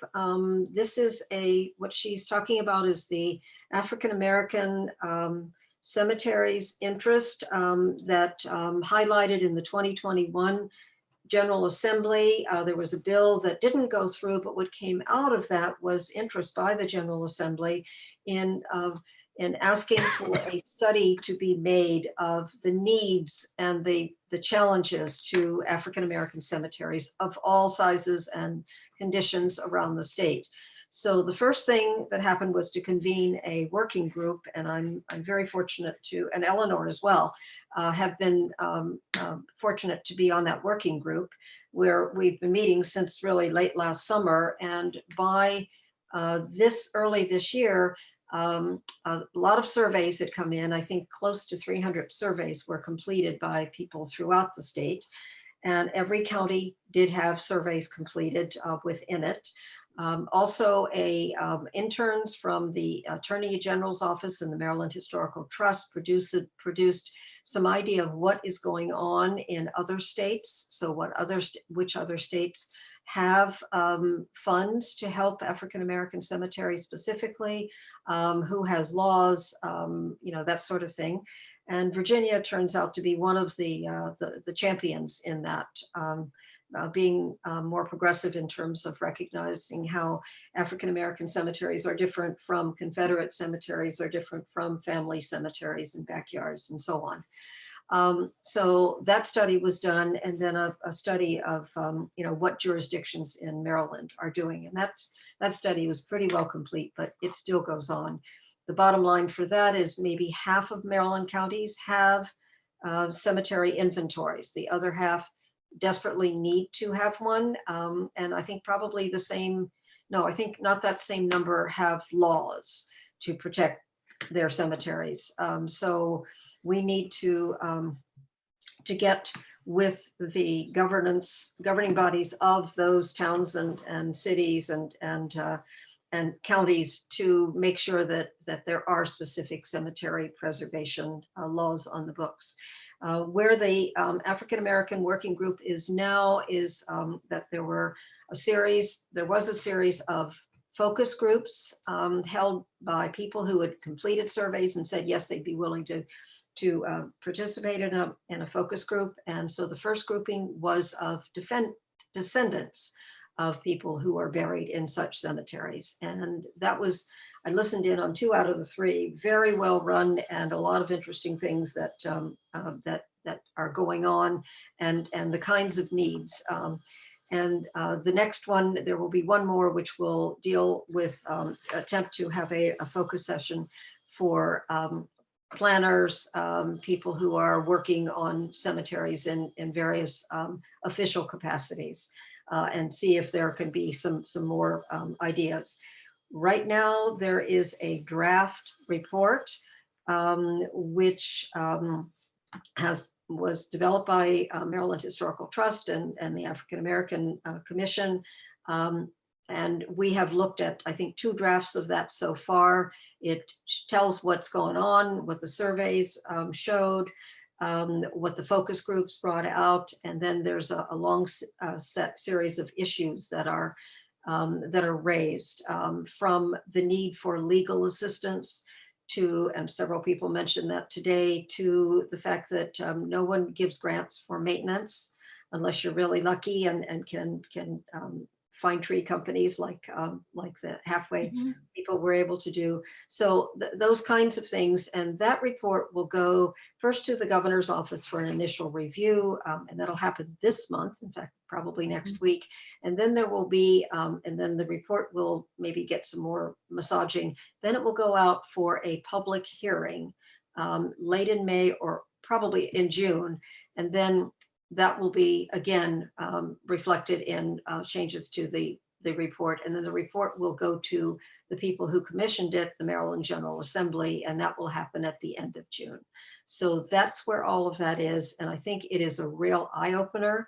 One of the problems, I think, and I'll just go ahead and talk about House Bill 1088, which passed this year. Again, state legislation. And many of you know that there has been, for the last almost a decade, a fund allocated specifically by the Maryland General Assembly for African-American sites. So it's for capital expenditure. So schoolhouses, a lot of Rosenwald, not a lot, some Rosenwald schools, a few churches with cemeteries attached, a few houses that are related to notable figures in African-American history in Maryland, those kind of things. Grants have been made. I think the maximum has been $100,000 per grant for those, but $1 million a year has been expended for that. That comes out of capital grants. Those same kind of grants don't work for some of the kinds of things that we're talking about here. They don't specifically say you can hire an attorney with a grant that you get to figure out ownership and lack of ownership, lack of knowledge about ownership, lack of how to figure out who the owners are, came up very high on the issues that descendants and others brought up in the surveys. So the House Bill 1088, which has gone all the way through the General Assembly and is waiting Governor Hogan's signature, would bump that total amount up to $5 million a year, or up to that amount to be available. What we probably need to do is to get legislation, and that probably will come out of the report from the working group this year, legislation that will expand the use of that fund to use for the kinds of things that people are saying, well, we do need help in cutting down those trees. We do need help in doing more than the professional conservation work. And we do want to put a focus on cemeteries. So that's where we are on that. Eileen, Yes, Eleanor. may I add to the Maryland Commission on African American History and Culture? Absolutely. I just want to say thank you for this wonderful presentation. I will report it to my commission as well. Our grant round is starting now, so you can actually apply for some grants. These are not these grants are no matching funds. That means you do not have to match any funds to this money. It's for preservation, interpretation, conservation issues, preservation of African American heritage sites. This year, I think we have $1,600,000 that's in our budget. The grant is due July 1st, 2022. And also Maryland Historical Trust, their grants will serve with pretty much the same purpose, but it's focusing on other ethnic backgrounds, not just African American, and there's no matching budget for that either. I encourage anybody here on this site who has cemeteries that they want to work on to apply for this grant, especially if you're a nonprofit organization. It doesn't mean that you cannot get any grants for African American cemeteries, or I like to say predominantly white cemeteries or other ethnic backgrounds, because you'll find out that in many of the African American cemeteries, there is at least 1, 2, maybe 3 people of other ethnic backgrounds interred in that cemetery. So I encourage everybody to go to the website. I'm not really savvy with this to put it in the chat, but you can Google Maryland Historical Trust. You can go underneath funding. You can Google the Banneker Douglas Museum and review the African American Heritage Preservation Project grants, and just simply try to apply for it. It could well lead you into getting some fencing and conservation for some of these cemeteries that we're talking about, or you can even apply for just planning and development for these African American cemeteries. Thank you, Eleanor. Let me just add that one thing that is needed for applying for these grants is to know who the owner of the cemetery. And that seems to be a real stumbling block all over. So hopefully these new grants will allow the legal support, which is often needed to find ownership. Okay, thank you for your questions. We've had a couple of hands go up. I suspect it's related to this topic we're talking about, but I did want to recognize Ginger Corson, who's had a question, which she posed at the very beginning of the conference. And I asked her to re-ask it during the chat so that everyone can hear. And she asks, she's in Shadyside in Southern Anne Arundel, and she says, there is an old neighborhood cemetery on private property, and the owner wants to be buried there when his time comes. And she is wondering if you can still do that. Can you be buried on a cemetery on your property still today? Yes, you can. If I may ask, is that the Langley Langville Cemetery that she is referring to? Ginger, I don't know if you want to unmute yourself and answer, or if she wants to. Nope, she says, oh, it's Dashiell's. Dashiell's Cemetery. Got it. Okay, thank you. As With this, far we have a similar cemetery situation also in Anne Arundel County, where a person bought a residence with a cemetery in its backyard, and they're literally, working with the county. And who was it? It was this local zoning office called grandfathering into reactivation in order to get permission to be buried in a non-active cemetery. And that is still up in the air. So I don't know what to tell you. As far as I know, can I comment on that? Yes, Ellen. You would have to get a permit from the county. I do know of several African-American cemeteries. Some people have been buried in their family cemeteries in the Shadyside Church area, which this is where I live at. And as far as I know, all they had to do is get a permit. Okay, great. You might find more information through the Office of Cemetery Oversight, which is the state group. Yeah. And if you don't get an answer, Ginger, just send an email to the coalition. I'm the secretary, so I'm the one who answers all of those, and I will see if I can't get a better answer for you, because I need to know this kind of stuff too. So I appreciate you asking that. We have some other questions. If they are about the African American project, survey project, I would say you're welcome to unmute yourself and ask the questions. Although I don't want to get too unwieldy, but I also feel that this should be an open discussion as much as just a question and answer. So if folks want to jump in with their questions, whether or not they're following up on Eileen and Eleanor's comments, or on some other topic. I see there's somebody who's been waiting for, Diane Botcher's been waiting a while, and somebody whose identification is a number 815526. You guys have been waiting a while if you want to jump in, and other folks with hands raised or with thoughts, I say go ahead and unmute.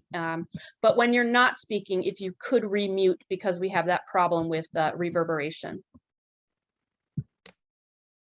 So, hi, this is Diane. We actually pronounce our last name is Betcher. And thanks so much. First of all, I just want to say thanks for putting together the conference. My family thinks I'm a little crazy spending my weekends restoring a cemetery. So I enjoy being with my people. So thanks for this. We've had a lot of luck at Ellsworth Cemetery. We've actually secured 9 veterans headstones, 7 from the Civil War and 2 from World War I. And we were going to be installing them today, but with the weather, we've pushed it to the 21st. I'll put the links in the chat. You are all welcome to come out and help us install the headstones. We know we're 7 of the gentlemen are physically in the cemetery, and then the other 2 we're going to establish as memorials until we figure out exactly where they are. We've had a lot of, we are a recipient of a Maryland Historical Trust grant, and we just recently were able to take down the trees in the cemetery. We're going to have a dedication ceremony on the 11th of June. Again, like to invite you all to that as well. If anybody needs any help, navigating the VA, I will tell you it's easier than it looks. I'm a veteran myself. I've been in touch with the folks from the VA. In fact, they may send a representative for our event. They are eager to mark veterans' graves in private cemeteries. And so they're really open and they're, super easy to work with. If you need some help, I'm happy to help, but don't feel like it's overwhelming. So that's my 2 cents. Please feel to reach out if you want anything. Thanks. Can you just give us the location right quick where I can see, almost Sure. read it on your background slide, but Yeah, not quite. It's so Ellsworth Cemetery is outside of Westminster, Maryland. We are actually outside of the city because they weren't allowed to bury African Americans inside of the city limits at the time the cemetery was established. So we're up in Carroll County, and the address and directions are in the Eventbrite link. Hi, Diane. This is Yes, Eleanor ma'am. Thompson. I've did a lot of research with Ellsworth Cemetery, I guess back in 2008, 9, 10, and continue on because I'm a genealogist. So therefore I preserve African-American history through the churches and the church records and the clergy. I have some good information from one of my books that is entitled In the 8th District, Our African-American Church Communities in Southern Anne Arundel County, but it connects to every African-American church throughout, I'll say, the state of Maryland. So I have some interesting history of some of the clergy that is interred in the cemetery, some slaves, oh God, I have some interesting history for you. So I'm really eager to hear that. Hold on just a second. I want to show y'all something. So Reverend John Bishop Snowden is buried at Ellsworth. Yes. He wrote an autobiography. I have annotated it and reprinted it.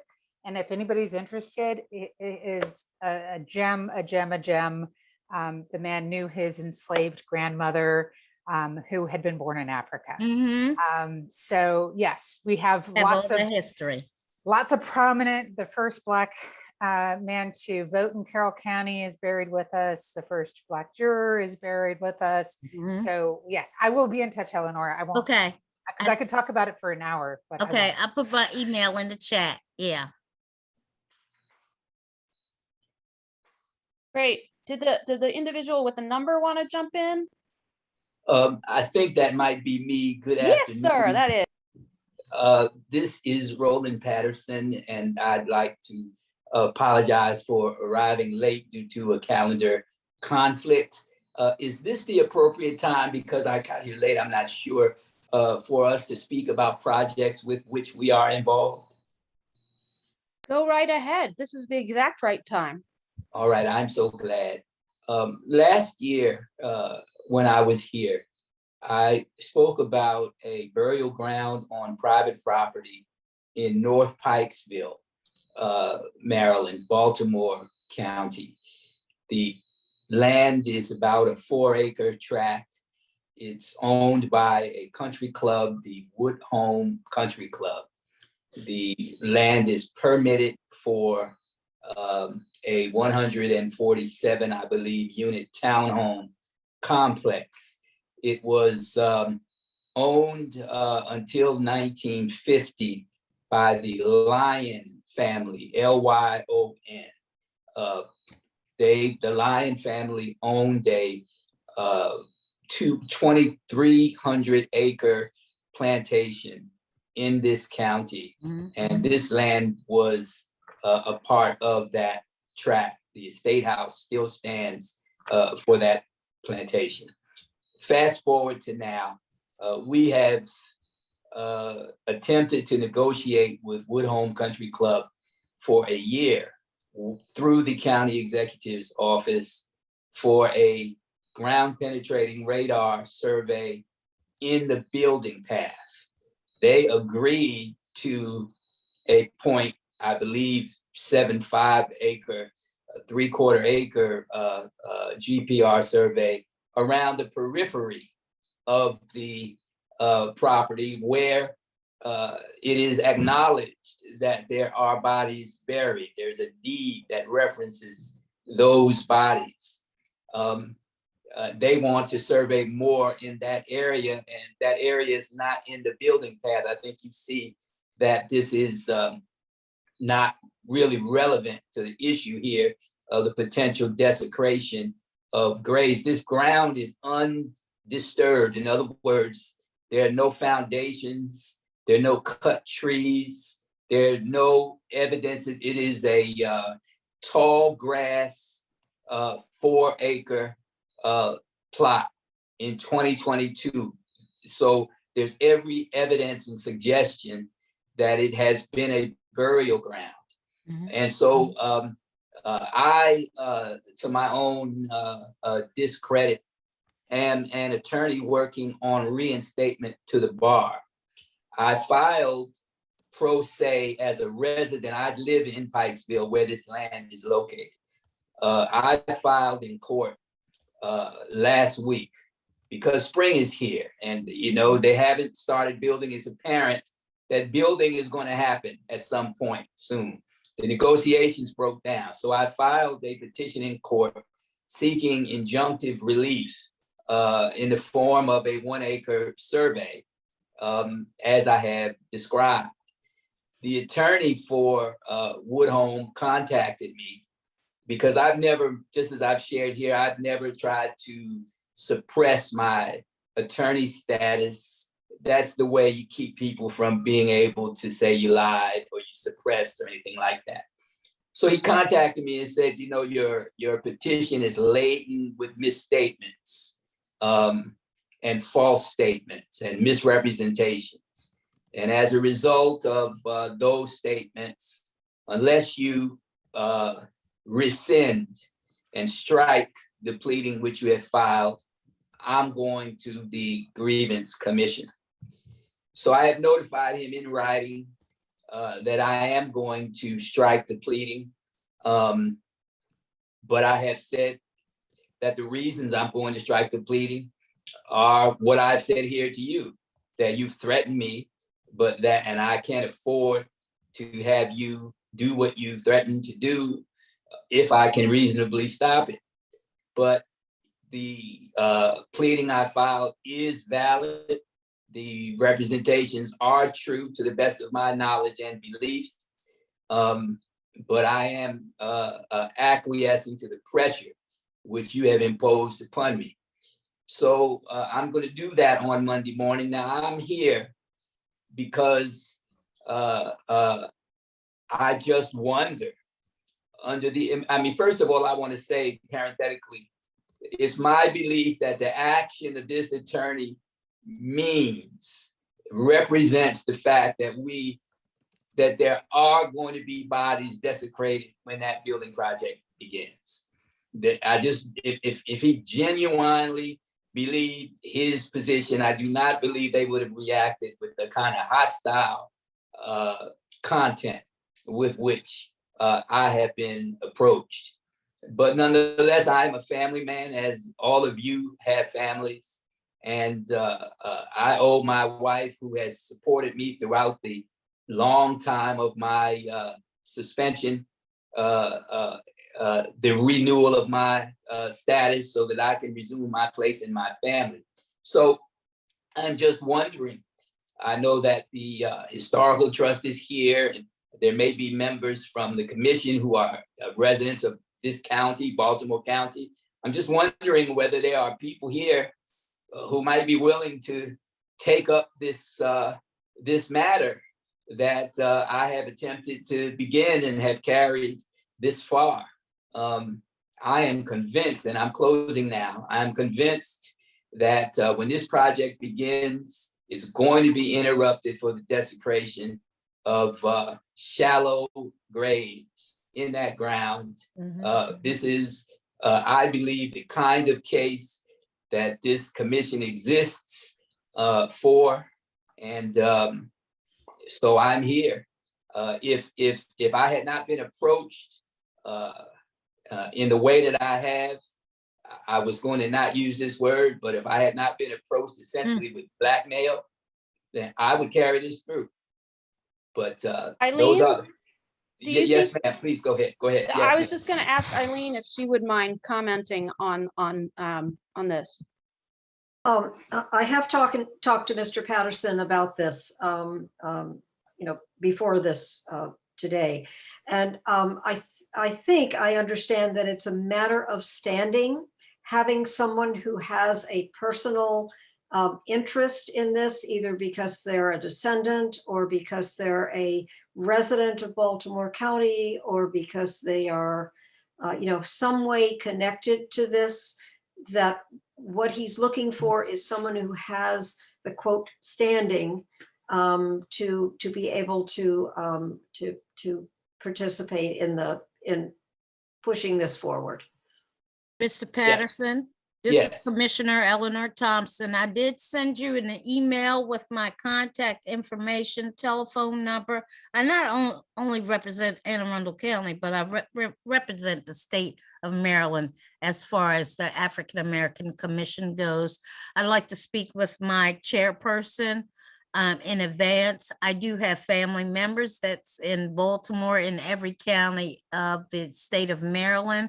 And I'd like to hear a little bit more about your, about this project because of the descendants that's in the area. They have ownership of the graves itself, okay? Maybe there's property owner of the whole property, but the descendants who are interred in that cemetery owns those plots. So I'd like to get together with you and speak with you on, privately, not privately, but privately on this matter. And I'd like to involve my chairperson as well, and as well as the commission as well. So just. Well, I like that very much. Thank you. Thank you so much, Ms. Thompson, and thank you for your bringing this up. This is exactly the kind of thing that we want to hear about and we want to track, so we understand what's going on across the state. And I just wanted to point out that earlier, Eileen was talking about the African American Survey Project, and she did an interesting Freudian slip where she was trying to say descendants, and she actually said defendants. And I think that is an absolutely appropriate mistake. So congratulations, Eileen. I think that's what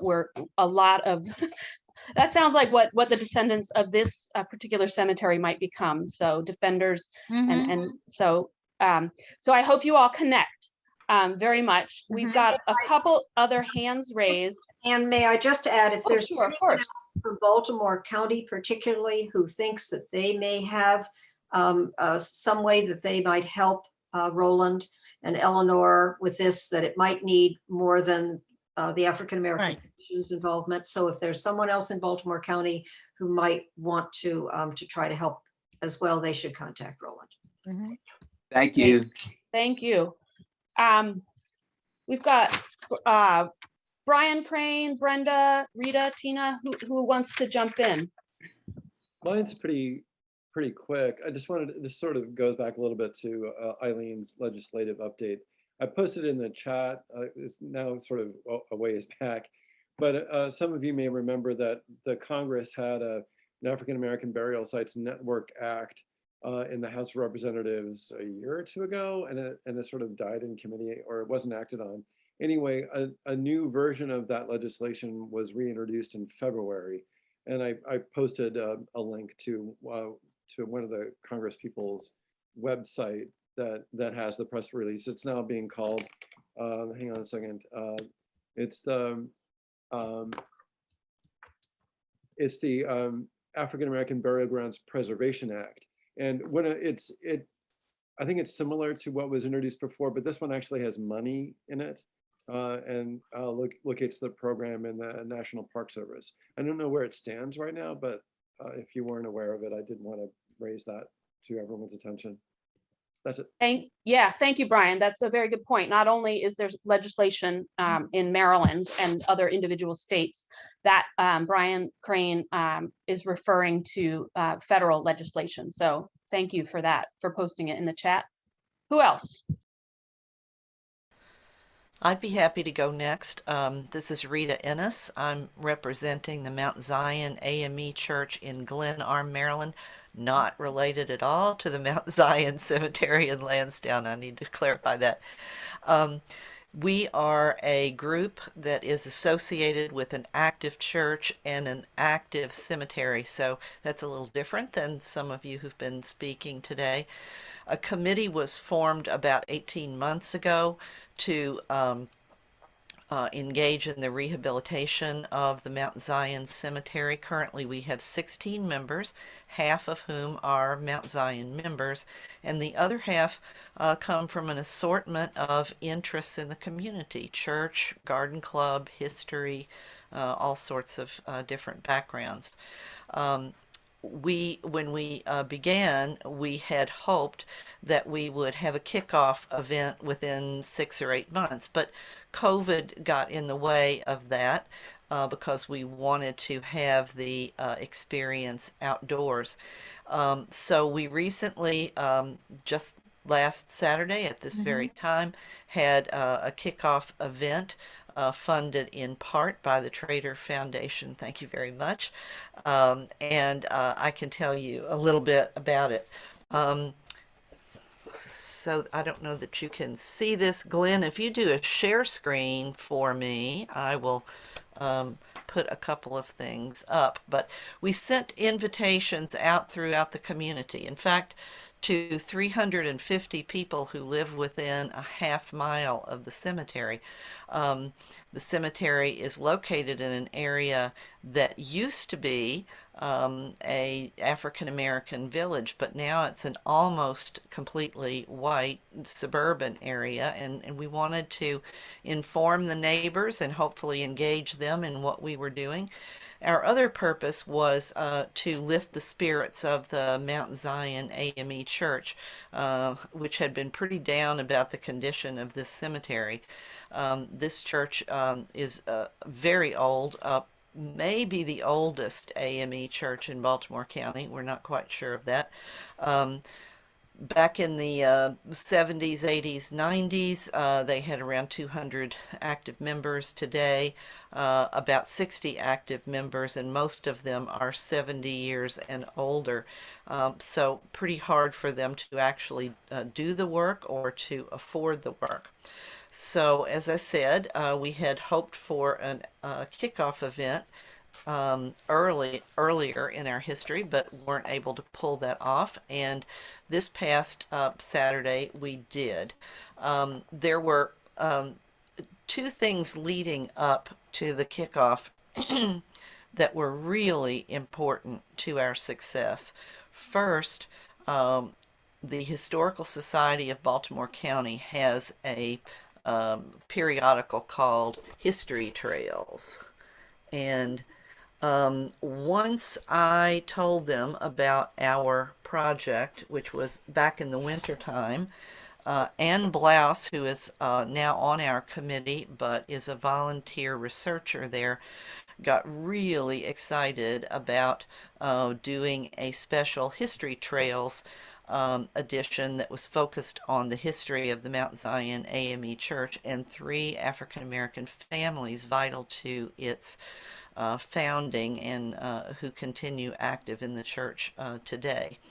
And that was published about 2 weeks before our event, and sufficient copies were made by the Historical Society that we could provide a copy to each person who attended as a souvenir, and a copy to all donors. And since this is about a 12-page document with just wonderful new factoids that were turned up, it became very popular.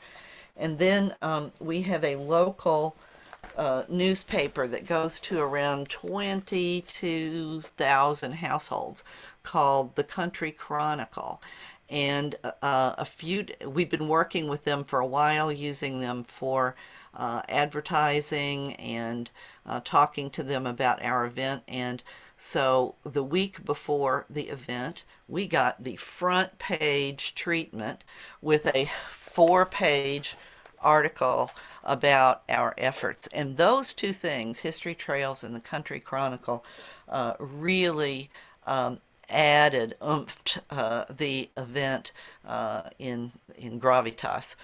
We had Stan Stovall as our master of ceremonies. He's probably the most recognized of the TV news personalities in Baltimore. He's on WBAL. And two wonderful keynote speakers, Dr. Cheryl LaRoche, who is an African American historian, author, and archaeologist at the University of Maryland, and Reverend Dr. Tamara Wilson, who is the chairperson of the Maryland Commission on African American History and Culture that we've been speaking about. Three different gospel music groups, cemetery tours, all sorts of fun activities. We had planned originally it would probably be about 75 people. Then we said, well, maybe if the weather's good, we ought to prepare for 100. Folks, we had 175 people who showed up. My own estimate was about 40% of the audience was white, 60% African American. That 40% white really shows the neighborhood's support and interest in what we are doing. This was not intended to be a fundraiser at all. It was intended to elevate the awareness of the community for what we think will be a 3-year or more project. We put out a donation jar and thought, oh, well, you know, maybe we'll get $100 or $200. We got $1,400, as well as in the week since, we've gotten another $500 in several donations. So even when you don't ask people, you just put out a jar, there, you know, seem to be a lot of interest. We've already had a couple of small projects, one of them, two of them actually, funded in part by Trader Foundation. We had Robert Moscow update a cemetery study that was originally done in 2017. So we have a 2021 study that's pretty depressing, but it lays out very clearly what the case for loss and for preservation is. We had a headstone cleaning seminar that Robert Moscow led, and we were able to demonstrate the cleaning of 15 headstones, and we'll be able to replicate that maybe a couple of times this summer. Our next hoped for event, for which we will be seeking Trader Foundation funds, will be a seminar on best practices for identifying and marking unmarked graves. One of our claim to fames, things that we want to do and have been successful at so far, is not to just apply this learning to the Mount Zion Cemetery, but to share it with many other cemeteries. There are approximately 30 church-sponsored cemeteries within 20 miles of us, and we invited a representative of each of them to our headstone cleaning seminar and got 5 different people representing 5 other cemeteries. And a number of the folks who attended this past Sunday are also representing or working with cemeteries, not necessarily African American. A couple of them are, but most of them are not. They're just cemeteries who struggle with some of the same issues that we do. And every time we have a seminar, we intend to invite this group, this larger group of other cemeteries. So I'll stop with that and just say that we do have a very nice Facebook site that you're welcome to go to. It's MTZIONAME Cemetery, all that one word. And you can go there and see information leading up to our kickoff last week and some things about the kickoff, and we'll continue to keep that updated. And of course, if anyone wants to contact me with questions, please feel free to do so. I'm RITALENNIS@gmail.com. Thank you so much, Rita. Maybe you can post those 2 links in the chat if you are comfortable doing that?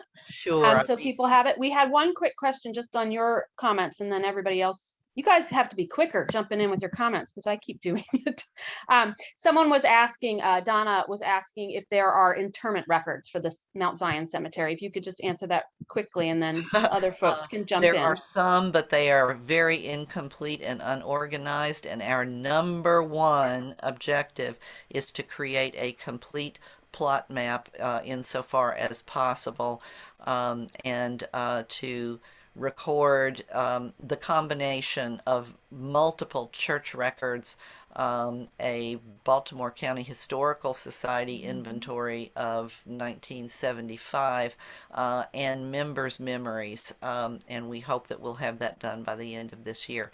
I see that my friend Hope has already posted the Facebook site, so thank you, Hope, and I'll stick my email address in there as well. And I just can't say enough. Thank you, Trader Foundation. It's small money, but it was very encouraging for us at the start, very important to get us rolling.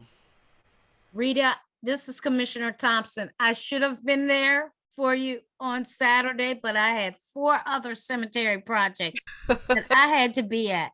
And I'm sorry I missed you. I was invited earlier, but I couldn't make it there.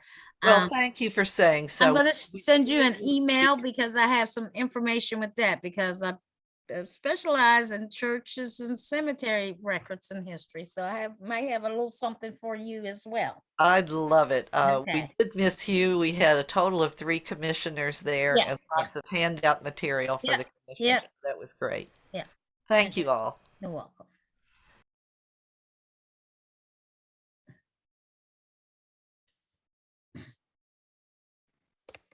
Brenda, did you want to ask a question? And Tina and Dana? This is Brenda. I'm looking for some advice. I'm working with a church in southern Prince George's County that has 2 cemeteries, one on the church grounds and one where the church used to be located. The older church, the older cemetery no longer has any headstones whatsoever.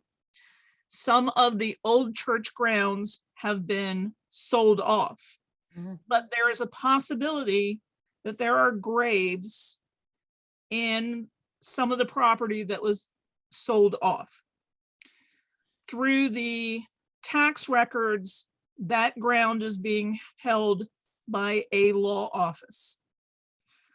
What I'm looking for is suggestions on how to approach this law office to see if they would allow us to, we want to get ground penetrating radar done on the old cemetery, or the older cemetery. And we want to know if they would allow us to also do it outside of the fence to see if there are graves there as well. I would suggest be bold and do it. Just go and Yeah. ask them. There's no, I don't know that there's an indirect way of getting to them other than direct approach. Okay. I didn't know whether, I needed to finesse it a certain way or watch out, don't say this because you can get the church in trouble. So, I mean, is there an attorney that you can rely on your side who'd be willing to approach? no, there's no attorney Yeah. associated with the church, unfortunately, or I would have gone to them and said, Yeah. go to these people. And I'm like Glenn, I would approach them. Also, I would draft a letter. In some cases with churches and lawyers and things like that, if you present it in such a way as, I do believe that there is a cemetery located on this particular parcel of land. It might have, I'm just throwing it up in there. It could be enslaved people who are interred in the cemetery. I'll say Prince George's County. I'll just say Josiah Henson's family may be interred in this family, in this cemetery. So it'll pique people's interest because there's a lot of different things in Prince George's County. As I'm doing some research for the Lynching Memorial Project too, some people in the area have been lynched and they could be interred in that area. I wouldn't use those terms, but I would say, I would pull out a big name and say, we believe some descendants of Josiah Henson may be interred in this particular cemetery from the research that we did from the church history. I don't know whether it's an African-American cemetery or predominantly white cemetery, but I would throw that at the attorneys. So it would pique their interest because they say, this can be on Maryland Historical Trust historical list of properties, and I might can get some tax breaks on the property for it, Right. I would Okay. throw it out there like that. Okay. I have a suggestion too, which is that because they're lawyers, they might think, oh, and they probably know better, but they might think, oh, that the church is going to try to claim this land back. So I would acknowledge in the letter that they own the property. Say, we know it's your property and we're not trying to get it back from you. We're just interested in knowing, if there are graves there. Well, I was very interested in the presentation that you did, Emily. Yeah. And I was thinking of possibly contacting the Prince George's Community College and see if they had any archaeology students that would like to assist us with that cemetery, because we know it's our cemetery. I have great-great-grandparents that are buried in that cemetery, but we have no actual records with the church of who is there and how many graves actually were in that cemetery. Yeah. So we have no records from the cemetery itself. All of our records are external. They are obituaries, which have been extremely helpful to us. There's almost no overlap between our obituaries and our death certificate records. So they've been two separate, we're beginning to get some overlap now as we go into it, really hardcore. But in the beginning, those were like two different bunches of names. And so, I would say definitely do both. Right. And, and then there's a few other, minor sources of information we have, but those are, have been both really helpful to us. And, but yeah, we don't know. We had no cemetery records. So the church records, you won't necessarily have those. And if there's anything I can, if you'd like to talk, please, email me and we can set something up. Okay, thank you. Yeah.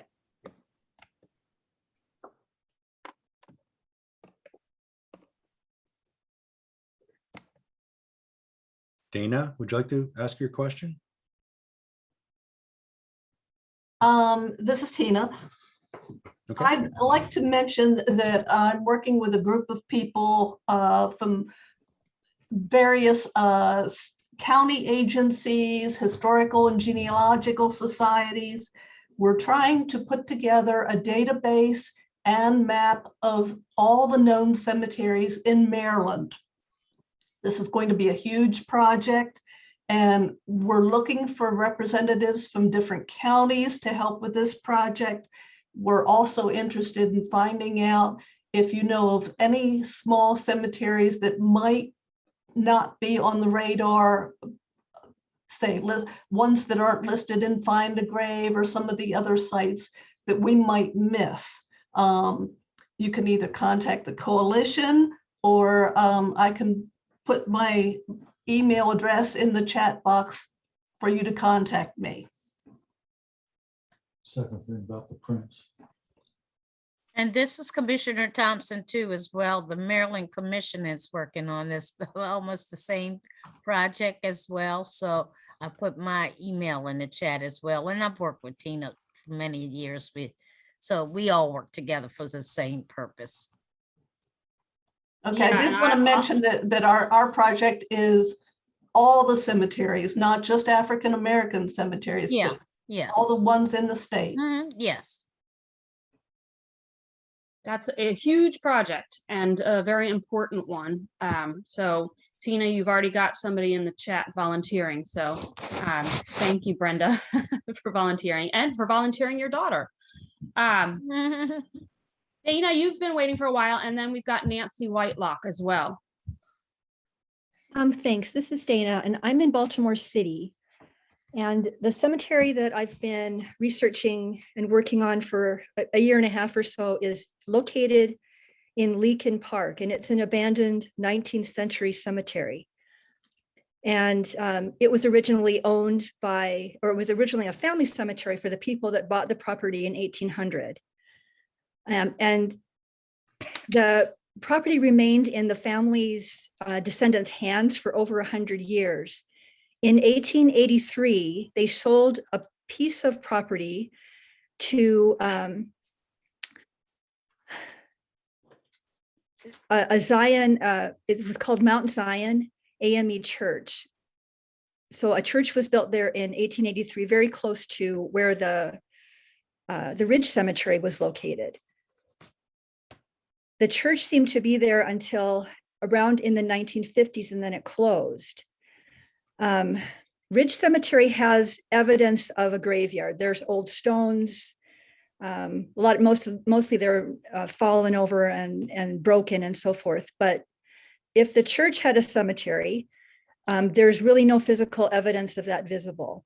There is some historical evidence that would suggest the church had a cemetery. I have tried to reach out to the Baltimore District AME office to see if they could help me figure out when this church closed in the 50s, what happened to the cemetery that it seems to have had. Was it left in place, or is it relocated somewhere? And I never got a response from them. And I've tried a few other avenues of reaching out with no response. So I'm asking with the group here if there's anybody who could help me kind of figure out what happened to records of AME churches when they closed. Where might those be? Is there an archive somewhere? How can we determine whether there is a cemetery, another cemetery in Leakin Park that's been abandoned or not? Dana, this is Roland Patterson. I know we have Reggie Bishop on the phone also. I'm an AME minister, as is he. I would be interested in helping you reach out to the conference unless Reggie wanted to step in. And so my information pursuant to my earlier talk is in the chat now. And I'm available to help you on behalf of this commission. Great, thank you. Dana, I've also sent you some of my contact information. So you can reach out to me as well. Great, thank you so much. May I ask a quick question, Dana? Sure. What was the family name? Ridge, R-I-D-G-E? No, Ridge is, because it's on a ridge top. It's called you Ridge meant Cemetery. a physical ridge. Okay, sorry. Right. And it picked up that name in the early 1880s. But originally it was a family cemetery, and the owners of the property in 1800 was a couple named Adam and Hannah Smith. Okay, that's not that helpful, huh, Smith? I have thoroughly researched the property ownership. I have a lot of information on it. I'm not going to take any time here to talk about this cemetery. I was trying to get help with the other possible cemetery. But if you're interested in anything about Ridge Cemetery, contact me. I can go on for a long time about it. Well, great. Thank you for voluntarily doing all this research. And hopefully you've got some connections to help you out. Nancy?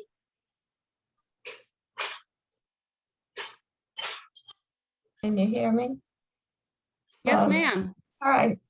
I'm concerned about my family cemetery, the Croxall Historic Family Cemetery. It's outside of the Baltimore Beltway off of Park Heights Avenue. And back in 1988, bulldozer went through it and broke up all the stones. I found out about it shortly after and had archaeologists look for as many stones or parts of the stones that could be found. And we had them repaired. So there's 6 complete, almost complete stones now. So I also had a new stone made and put there with the names of all the people that we knew were listed. I've been monitoring it, following it all these years since, well, it was finished in 1990. But I'm 92 now, and I am in Columbia, and I cannot get over to check on the cemetery. So it's not owned by anyone. When the surrounding farm was sold way back, it was all, the land was sold all but the cemetery. So it's still just the Croxall Cemetery there. I would like to find out if anyone knows of a group or an organization that would take it over and just check on it occasionally so that it doesn't disintegrate or get damaged again. So that's what I'm asking any one of you to let me know if you know any group that might possibly, you could send me an email nwhiteblock@verizon.net. Thank you, Nancy. Can you spell the name of the family cemetery? Yes, CROXALL. Okay, that's what I thought I heard. And I don't know if there are folks from Baltimore County who, might know of groups. Hopefully they will get in touch with you. I added the link to our chat, so you'll find that on Find a Grave. Great. And may I say that every piece of property should have an owner somewhere, just like everything I've ever lost is still somewhere. I would not accept the idea that it's not owned by anyone.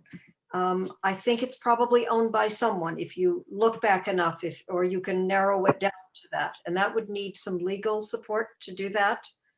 But somewhere, if the cemetery had been reserved by the family 3 generations ago, somewhere maybe that got dropped in a will, in a deed, in a tax map or whatever. But if you can go back far enough with the chain of title, you should be able to find out or make a good case for who owns it now. Well, Eileen, back in '88, the county gave it to a builder, allowed the builder to include it in his property for a house. And it went into zoning, and it was determined.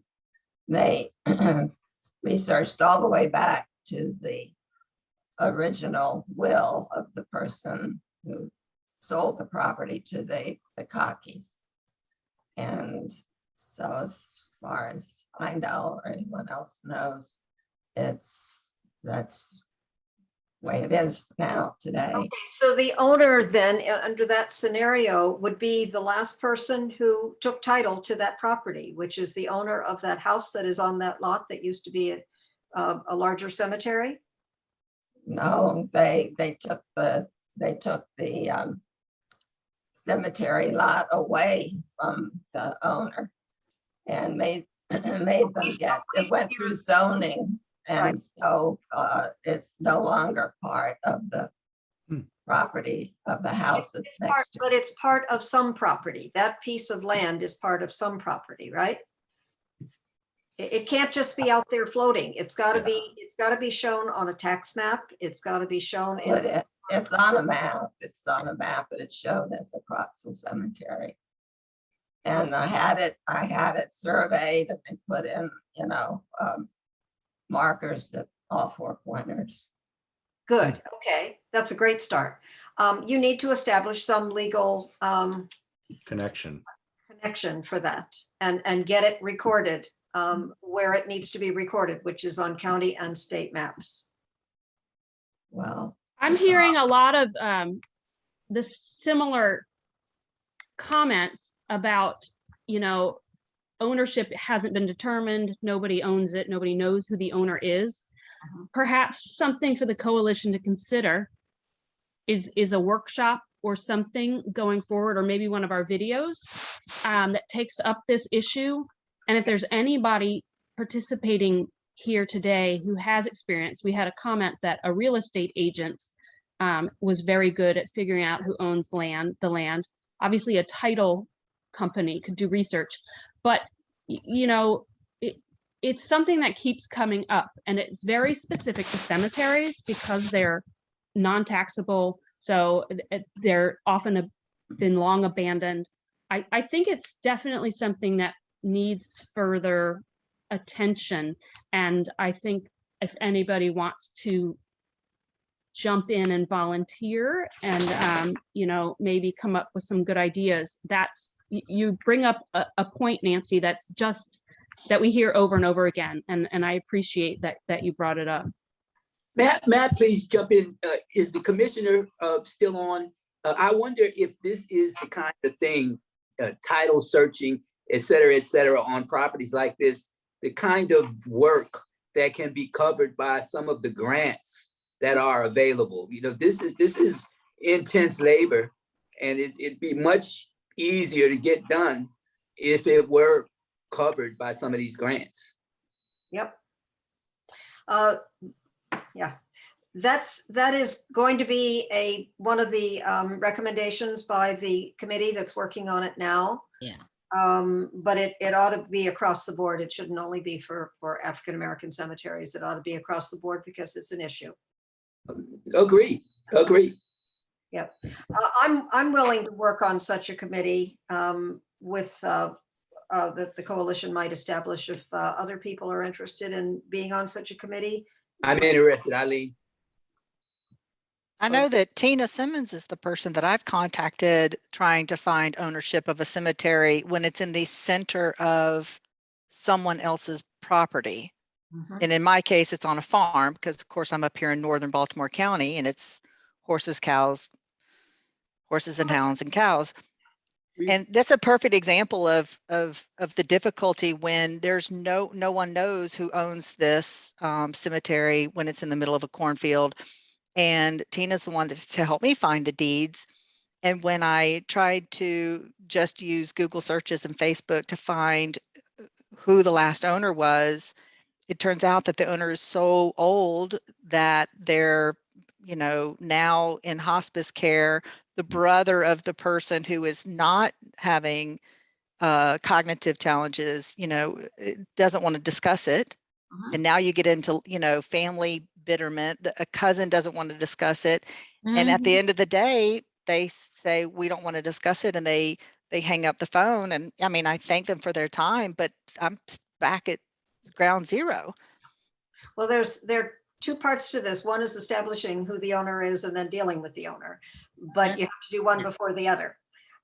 So I agree. This would be a good thing for a committee to try to figure out. There are people out there who are doing this now. I still am working with a committee in Cabin John where the ownership was not really established. And in fact, it turned out that the corporation, the beneficial society that had formed it, had gone out of business and there weren't any other people. So we had to go about establishing ownership, and we did it partly through court, partly through the state tax records, and partly through reincorporating a new corporation. Yes. Yes. As a side note, there have been a couple of occasions in Montgomery County, against Brian Crane, Montgomery County Planning. We've run into cemeteries that essentially became sort of escaped parcels due to past historical administrative errors, were no longer reflected correctly as a separate parcel in Montgomery County tax maps. And so, you know, we've worked some of our on our own, some with some volunteers, and working with various, you know, the Maryland Department of Tax and Revenue to correct those. And we've done it a couple of times. It's a long road, but I'm talking about a case where there was a cemetery reservation at some point in the past, you know, specifying a separate parcel for a cemetery, and that it's just sort of got lost in the shuffle over the years. And it takes a lot of careful deed research and research through past plat maps and tax record maps to figure out where it went off the rails. But I mean, I know some people in Montgomery County who might be, you know, interested or able to contribute to a sort of a panel conversation about how to do it and what the challenges are. That might be a useful thing to do. Good idea. Okay, we all would benefit from that. We all trip over that. And sometimes it's very personal, like Nancy is describing. Okay. All right, thank you. This is Reggie Bishop. I don't know if Mr. Albert Owens is on the line. He joined us by phone only. I don't know if he's able to speak, but he wanted to discuss his project. I only see one phone number in the Still online, participants. okay. I can give a brief summary of what he's in Cecil County. The property is adjacent to his property. He's been upkeeping the cemetery on the land. It's kind of like the agricultural, I guess, the farmland. He's been upkeeping it for decades. He has access to the cemetery. There's no other access. It's a family cemetery. The owners, he's reached out to the owners. They're in New York or somewhere, not connected with the property no longer. The owners have turned parts of it over to a real estate company. So he's been in contact with the real estate company just to upkeep the cemetery, which he has been doing for several decades. So he's been trying to air out anything that would cause him not to be able to continue to upkeep the cemetery because it is a privately owned family cemetery. So his issue is he wanted to know if there was any advice, if there is any anything that he can go moving forward. He notified the county to have it located, which is on a private property, but he said he didn't get anywhere with that. So if there's any advice for him, would be helpful in moving forward and keeping the preservation of this family cemetery going. He is not a descendant.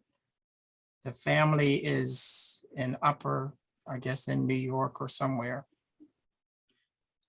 Wouldn't any discussion with a developer automatically separate the cemetery from any buildable site? I mean, that's the whole purpose of the laws. It should, and the contract that you signed is by Maryland law, I believe, is supposed to identify anything like that on it. But as we know, too often people ignore that. And what if it's unidentifiable? Because he said that as a little boy, and I believe he's 70 or 80 years old now, but he came across the cemetery, and over the years, the markers are no longer there. So you wouldn't even know if there was a cemetery there unless you actually, had any knowledge of it. He's trying to get some type of markers or something to identify that it is burial ground. And he has not been successful at all with the county, with the owners, no one. The Cecil One County thing, inventory of cemeteries. Is there an inventory of cemeteries in Cecil County? I don't even know. Well, if there is, it should be on that. If there isn't, there should be one. it's That's on, Eleanor. so it's on private property, as he said. Right. So one thing I would do, Reggie, have the person caretaker who's taking care of the cemetery first post something in the newspaper. So that is acknowledgement of that there is a cemetery there. Have somebody do a story about that, him, the gentleman, and the cemetery. That's going to put it out there in public record. Okay. I suggested that to him. Then- That's my first go-to. That's right. And then, okay, it's gonna bring awareness to people, and he can explain his story because he's the caretaker of that cemetery. And then it will be, at least it'll be out there in public. So everybody will know that there is a cemetery there. The state of Maryland also has free markers.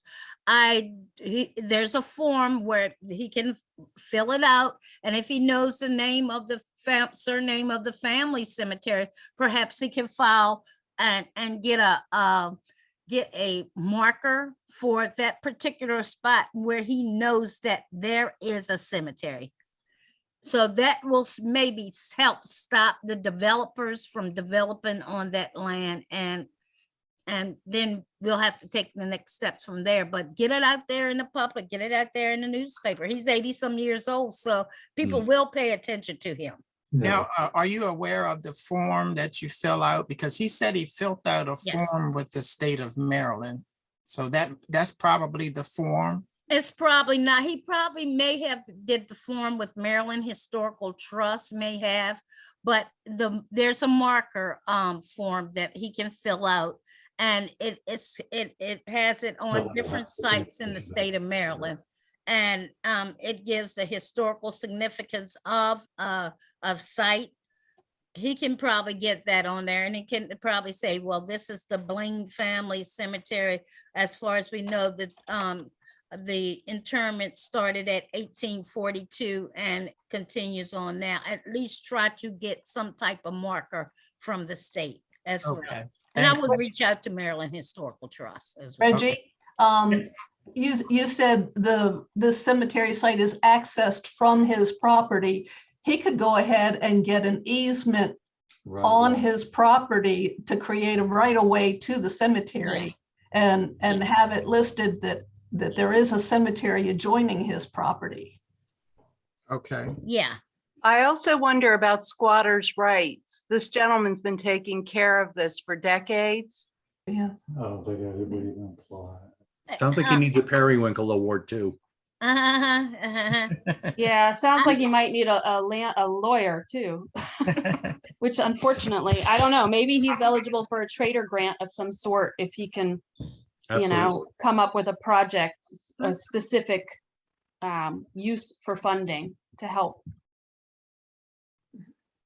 I will suggest that to him. I know he's been seeking, I guess, authorization from the owners, because I did tell him about the Trader Foundation grant.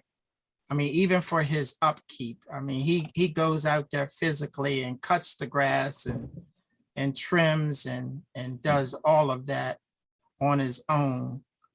So I will reach back out to him and get the information to him.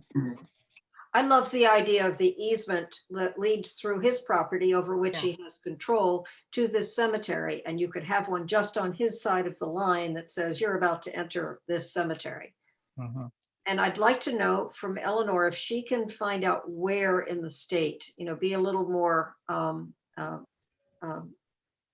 pointing to the right place in the state that provides those kinds of markers. For the marker, Maryland Historical Trust, you can go on that website, and I don't know that. Those are, it has, yeah. It says historical markers. It's to the left-hand side. It's all has it on the website where you can view it, and Google it and navigate that website. I don't have it right now, but I'll look for it. I would also just add that it's also the highway. There's a separate markers that the State Highway Division oversees, which are like those standardized historical markers that we're trying to get one in Carroll County right now as well. Reggie, does the owner acknowledge that there is a cemetery on the property? Yes. I would ask them to write a letter stating that they know there's a cemetery on the property and give it to this man so that he'd have something written from the ownership. He's tried. I think they're afraid that it's going to interfere with the sale or what have you of the property, but he's been trying for several years. Even when someone was living there, one of the family members was living there, he's been trying for a long time to get any recognition from the family, any acknowledgement from the family. They don't want to ruin the possibility. Well, it's got to be disclosed when that property is sold, so the realtor has to deal with that. And if you can get something from the owners, even just to Mr. Owens saying, we acknowledge that we own this, or he can write the letter for them and they can sign it. But something acknowledging that there's a cemetery that's more than what you've got now. I did put the link in the markers in the chat. Oh, thank you. But the newspaper article would really bring that attention out immediately. Sure would. Yes, it will. Yeah, I Now, agree. I agree. I think I will help on with the media with that.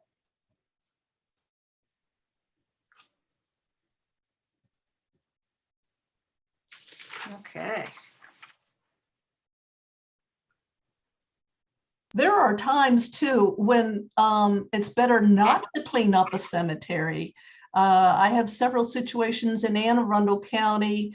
One is close to a fast food restaurant, and it's going to be surrounded in the near future by a car dealership. It has a fence around it, and it's for the most part overgrown. But I think due to its location, it's better left undisturbed just to protect the remaining stones that are there. The fence certainly helps. Yes.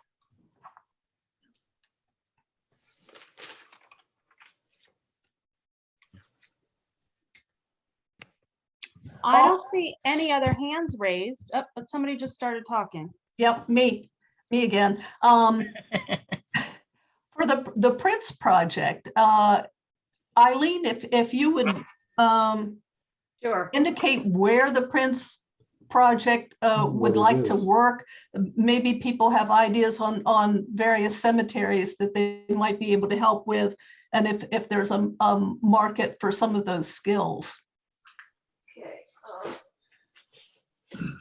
Okay, the Prince project, it's all capital letters, and Prince stands for Preservation and Restoration Initiative for Neglected Cemetery Entities. This is an idea that came out of the advisory group for the Office of Cemetery Oversight years ago. The idea was to match up current Maryland prisoners who are on their way to getting out within a finite amount of time. They're going to be looking for jobs. They're going to be looking for new skills, to have an educational component that teaches those skills while they're still in prison. And again, while they're still in prison, to go out under the protection and the authority of the corrections office, and to go out to various cemeteries to practice on those cemeteries. So it's going to be tree cutting, it's going to be maintenance, it's going to be fence maintenance, it's going to be, you know, perhaps as much as cleaning stones. Not any major cemetery conservation work until they're ready to do that and have the skills to do that, but offering that to cemeteries that might want that to happen. There was one practice session in Howard County in Savage Cemetery.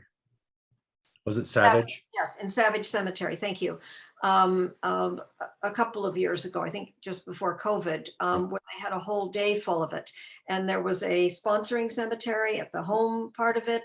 There were other people who helped with things, but the prisoners were transported there, spent a full day there. They got an awful lot done.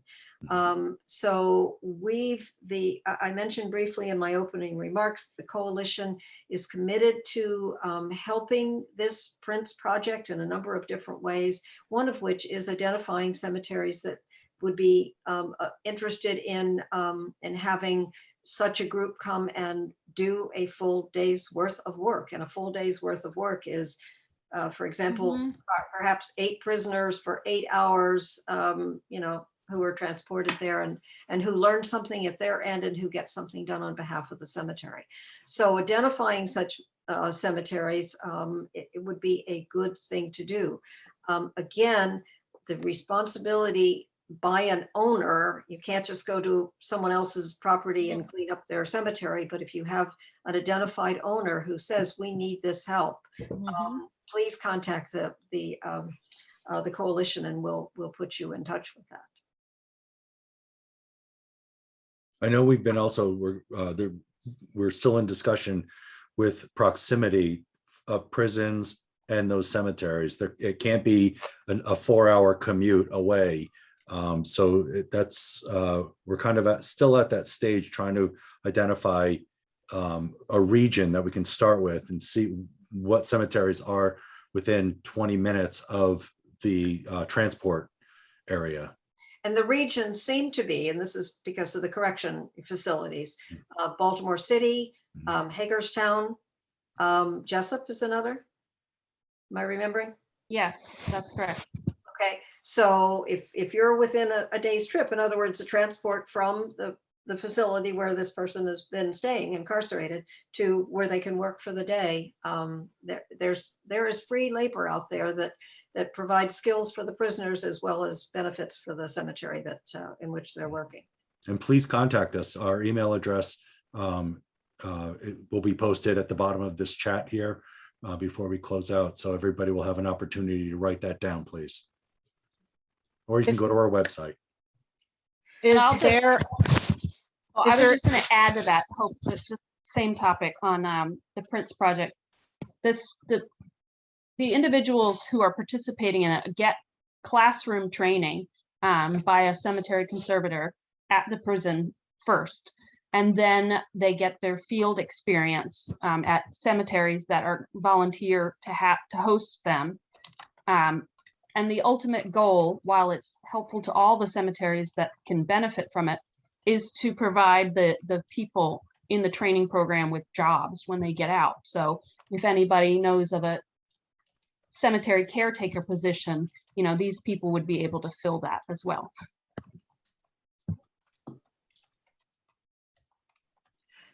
So are the people who registered for this conference from the Preservation Maryland Trades group still on now? If they are, I'd like to hear from them. I think there were 2 people who were registered on the list anyway. One was named Zola, and I don't remember the other name. Are you still on here? If you are, I hope you'll speak up and tell us what you're doing and how we can coordinate. Yeah, sure. Hi, this is Zola. I'm still here. Thank you so much. It's been great to participate today and to hear from everybody. So I am the Cemetery Preservation Workshop Coordinator for Preservation Maryland. We are getting started with our workshops. We are planning to host one in each of Maryland's rural counties over the next 8 months. And I can put a link for anyone who is interested to sign up. We are still working on finalizing schedules for these workshops, but if you sign up for our e-blast, then you'll get all that information as it is, finalized. Okay, so Zola, we're looking in rural counties, and how many of them, and therefore how many workshops are you looking at? So we are planning to do one workshop in each of Maryland's rural counties. We've already had our Frederick workshop on April 30th at Mount Olivet. And then I think the next counties that we are hoping to have scheduled will be Somerset and Washington. But we will be having one workshop in each of the rural counties.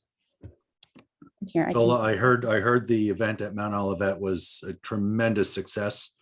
Do you know if Jonathan Appel will be involved in all of your workshops? So he was just involved in the first workshop. From here on out, Benjamin Curran, who is at Preservation Maryland, and myself will be leading the workshops. Okay, very good. Okay, we'd love to coordinate with you. So we'd like to publicize yours. We'd like not to duplicate yours and vice versa.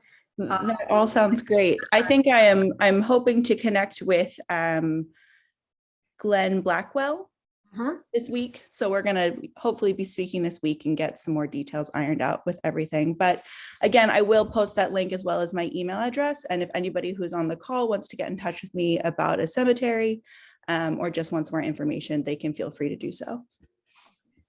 Well, I'll just mention that Glenn Blackwell is a member of the coalition board, and he may have been on a little bit of today, but he works on Saturdays and probably couldn't do all. In fact, I think he was on part of it. But he's offered to be the liaison between what we're doing in selecting cemeteries on behalf of the coalition and what the trades group is doing. Yes, we're really looking forward to connecting with him.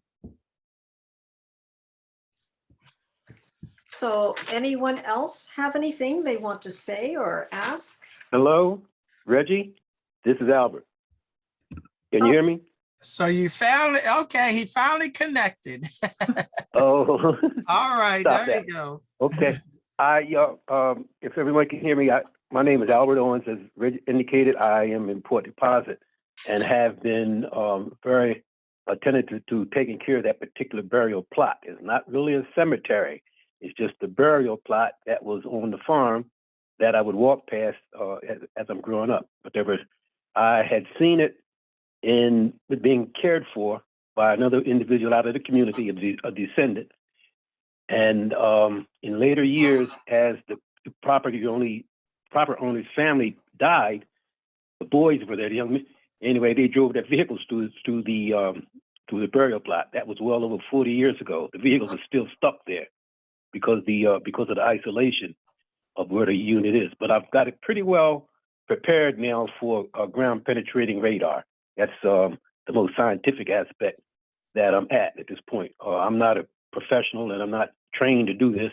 Only the fact that I know it's there and I've seen what it takes to preserve it.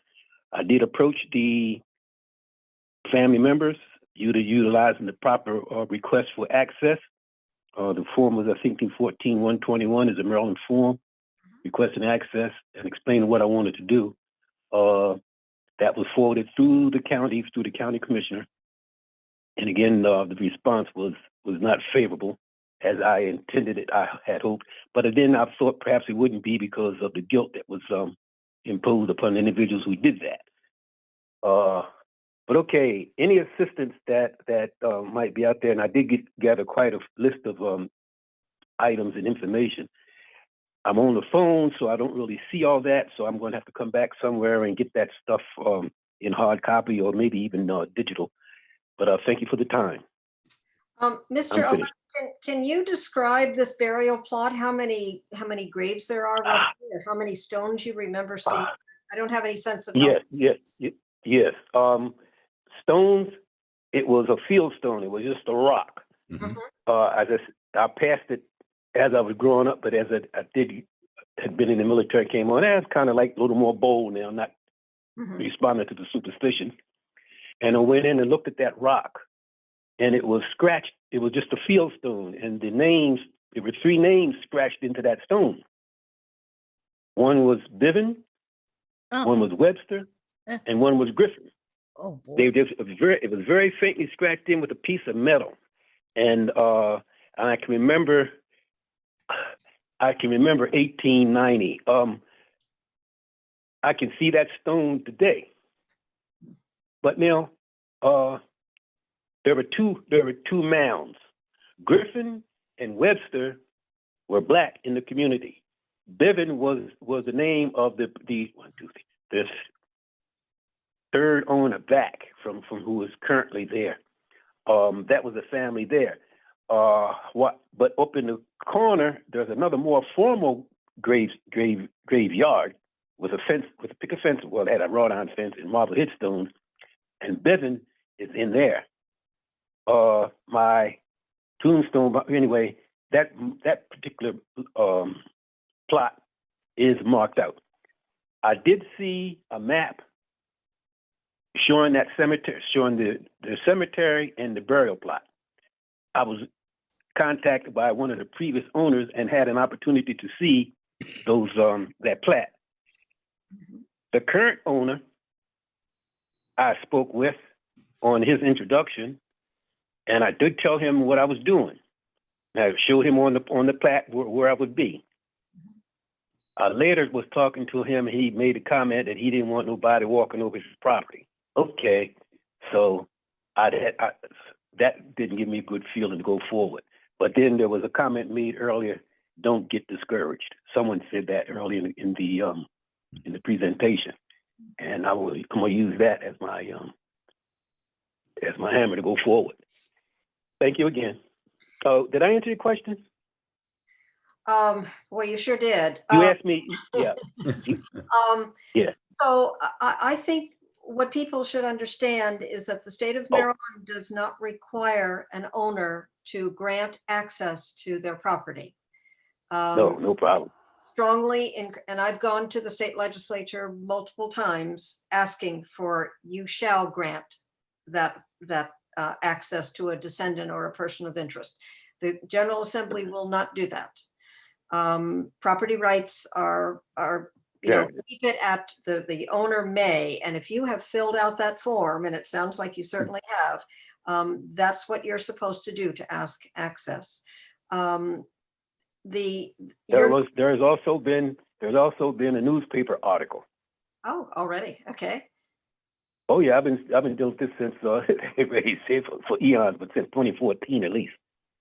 Yeah, there is a article in the local newspaper from back in the day. I've got a copy of that, and I did have contacted the county commissioner, who forwarded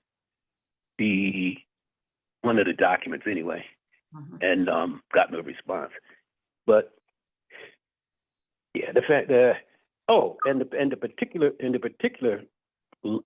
property is currently landlocked. There's no way for anyone to get in there because of the way it's all sold out. But you might allow someone visiting the cemetery to go through your property? Say it again? Do you allow people if people were visiting the cemetery, would you allow them to go through your property to get there? There's already been an old driveway that goes up there. They're kind of like, yeah. I don't mind. I wouldn't mind. No, not at all. I couldn't mind at this point. One of the suggestions here was that you codify you're allowing people to get up, at least up to look and see that there's a cemetery there. That would have anything that you can do to establish with anybody that there is a cemetery there, from the realtor who's going to sell the property for someone to build on, to the state's attorney who's going to have to authorize any removal of graves if it comes to that. All I want to do is identify the fact that they're there. That's all. So it needs to be on some sort of official list, whether it's a tax list or whether it is a cemetery inventory. And Reggie, you know people in Cecil County who are doing that, right? Who are doing an inventory, a list? Not yet. Harford County, but No, Harford County. Okay. Harford County is kind of working with Cecil County also. All right, so it's like a joint effort. We need to get that cemetery on the list. Yes. So it has a name, it has a location, it has a GIS point on it. So it's believable. And then you assemble all the information from the newspaper article to a statement by Mr. Owens about everything he remembers. Do everything you can do without stepping on that property. It needs protection. The bottom line is that every county needs to have cemetery protection laws, and you have they can't get in there to find out if I've been there, because they got to cross my property and everybody else's property to get in there to find out what's going on, to protest. Anyway, okay, let me. Yeah. How are they going to sell that property? I was going to ask the same question. If it's landlocked, how are they going to access that property to sell it? They can't. Oh, okay. Sounds like it's landlocked. Yeah. They lost out in there. They lost out in sales, and there's no way that they can access it. There was like community access of a driveway that they were using, but when the people decided they were going to overtake their own property, it closed them out. So how But much? they're in New York. They're in. Say it again. No, I'm sorry, I didn't mean to interrupt you. How much land is included? I mean, is it an acre, which has the Webster plot and the the one Okay. obelisk in there and so on? Oh, okay. They're strange because the formal cemetery is on property that has now been determined Maryland Trust or something. That way, nobody can buy it or sell it or change it. It's a farm. So that's one piece that is blocking them out. We need that information And in here too. say it Yeah, again. we need that information, very Okay. specific information that will help protect it. Okay, what else? And the current landowner, I say current because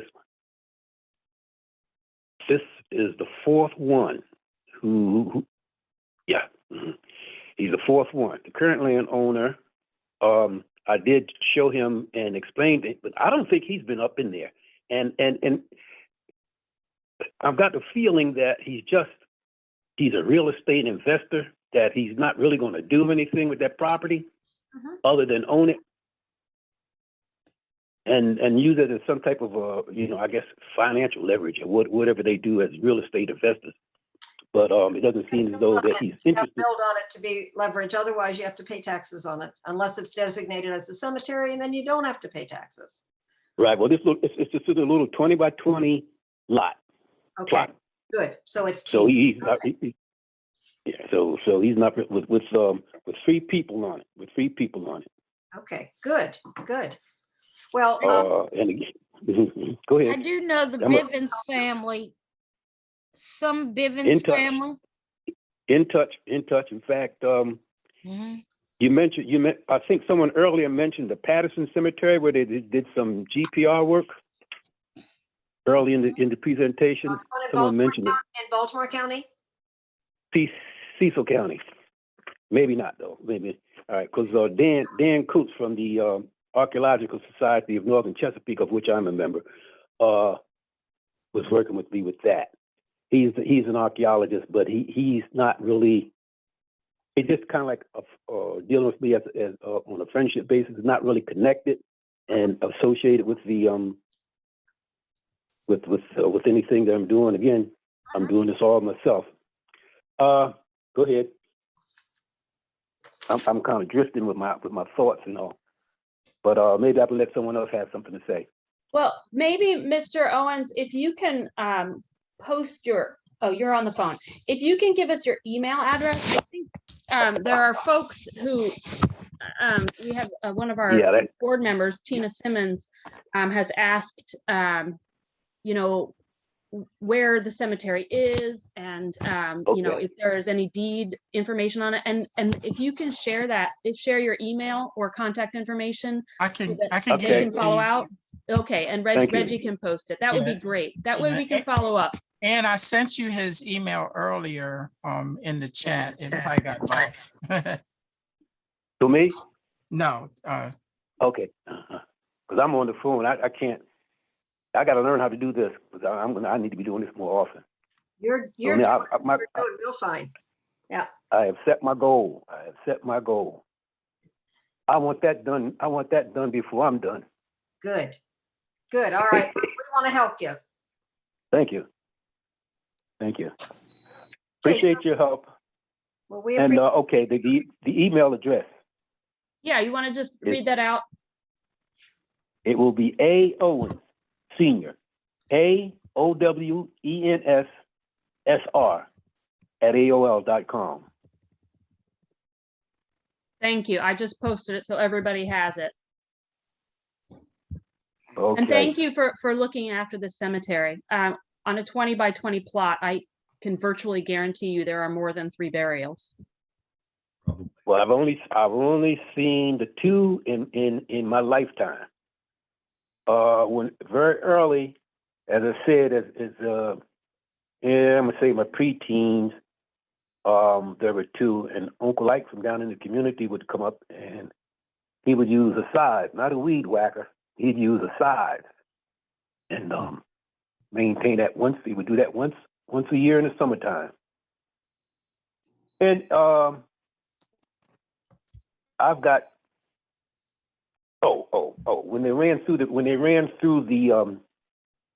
when they drove through the plot, they knocked a stone over or destroyed that. And then later on, as I said, the vehicles were still in the woods.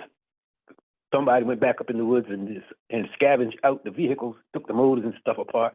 So anything laying around that would have been evidentiary for me, they've incorporated that into stuff I've got to move.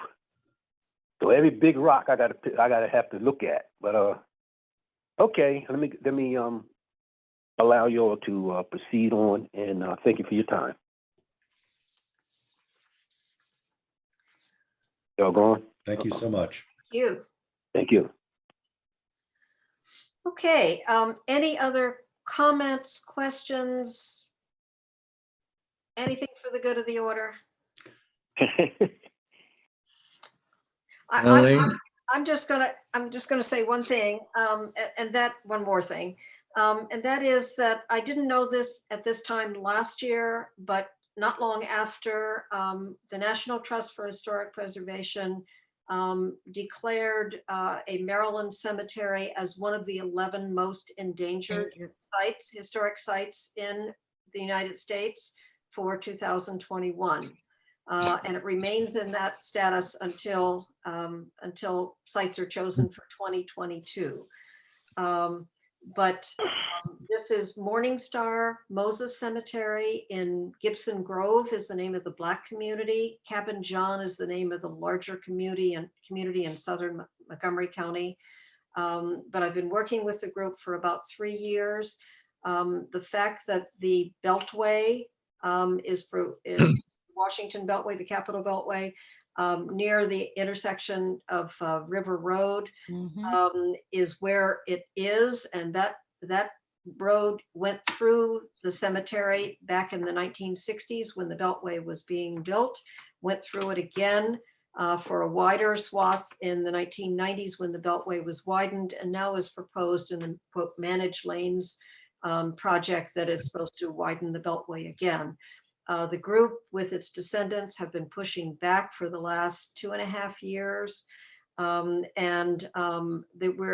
It's been declared eligible for the National Register of Historic Places, which under a federal act in 1966 gives certain protections when federal monies are going to be used to their detriment. So that's where it is.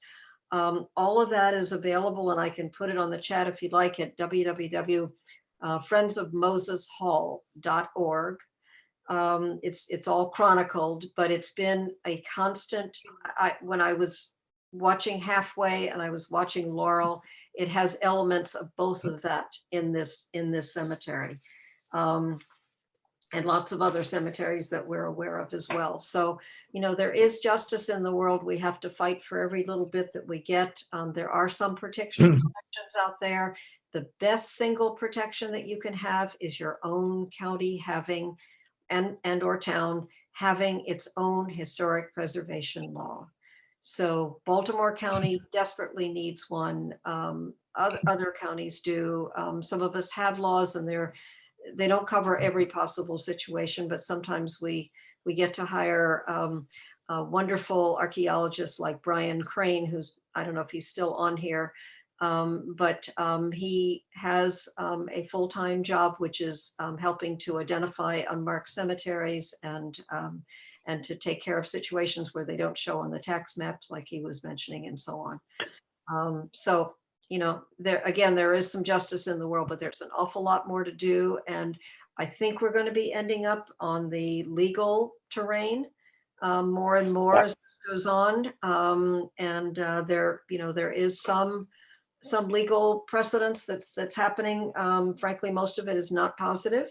You've really got to have everything documented. So your Mr. Owenses of the world, sit down with them and get a get statements from them, get pictures from them, pictures of them, get information from them while they are still available, because these cemeteries are going to continue to disappear as long as people think the land under which they're looking is more valuable than for the past. So. Oh, I have a question for an individual who spoke earlier about cleaning headstones. I would like to know if they used a particular solution, because she mentioned what not to use. What did they use? Is she still there? I don't know, and I'm not sure who's asking this question. In my presentation earlier, I mentioned about cleaning headstones slightly if you were trying to read the information to transcribe it. Okay. Simple water and a soft brush would be the best ways to clean a cemetery, a tombstone. Okay. What was there? Was it vegetation that was encrusting, or was it some other type of staining? Sometimes it's just a buildup of dirt or particles in the air that are on the tombstone. Okay. Cause it to look dark. Yes. Okay. Thank you. Okay, so let's end the day by all of us thanking all of you for attending today, participating in the conference, providing your advice, your questions, your situations, your wonderful experiences, your awful experiences. Please stay in touch with the coalition. Please participate with us. Please offer, as Diane just did, to do a video on how to get a veteran's headstone. Please do get involved and just let us know what you can do, what you want to do, what you need us to do. Look at your county page and see if it has the kind of information on it that you want on it. If it's up to date, if it has all the contact information, if those links are correct and so on. That's how someone from Baltimore, Cecil, whatever county it is going to look at those pages and say, okay, here's how I can get some help. So please make sure that those are done. And then lastly, mark your calendars next year in person in beautiful Frederick, May 6th, the first Saturday in May 2023. And look forward to seeing all of you before then. But again, thank you for today. It's really been enlightening and wonderful to see all of you. Thank you very much.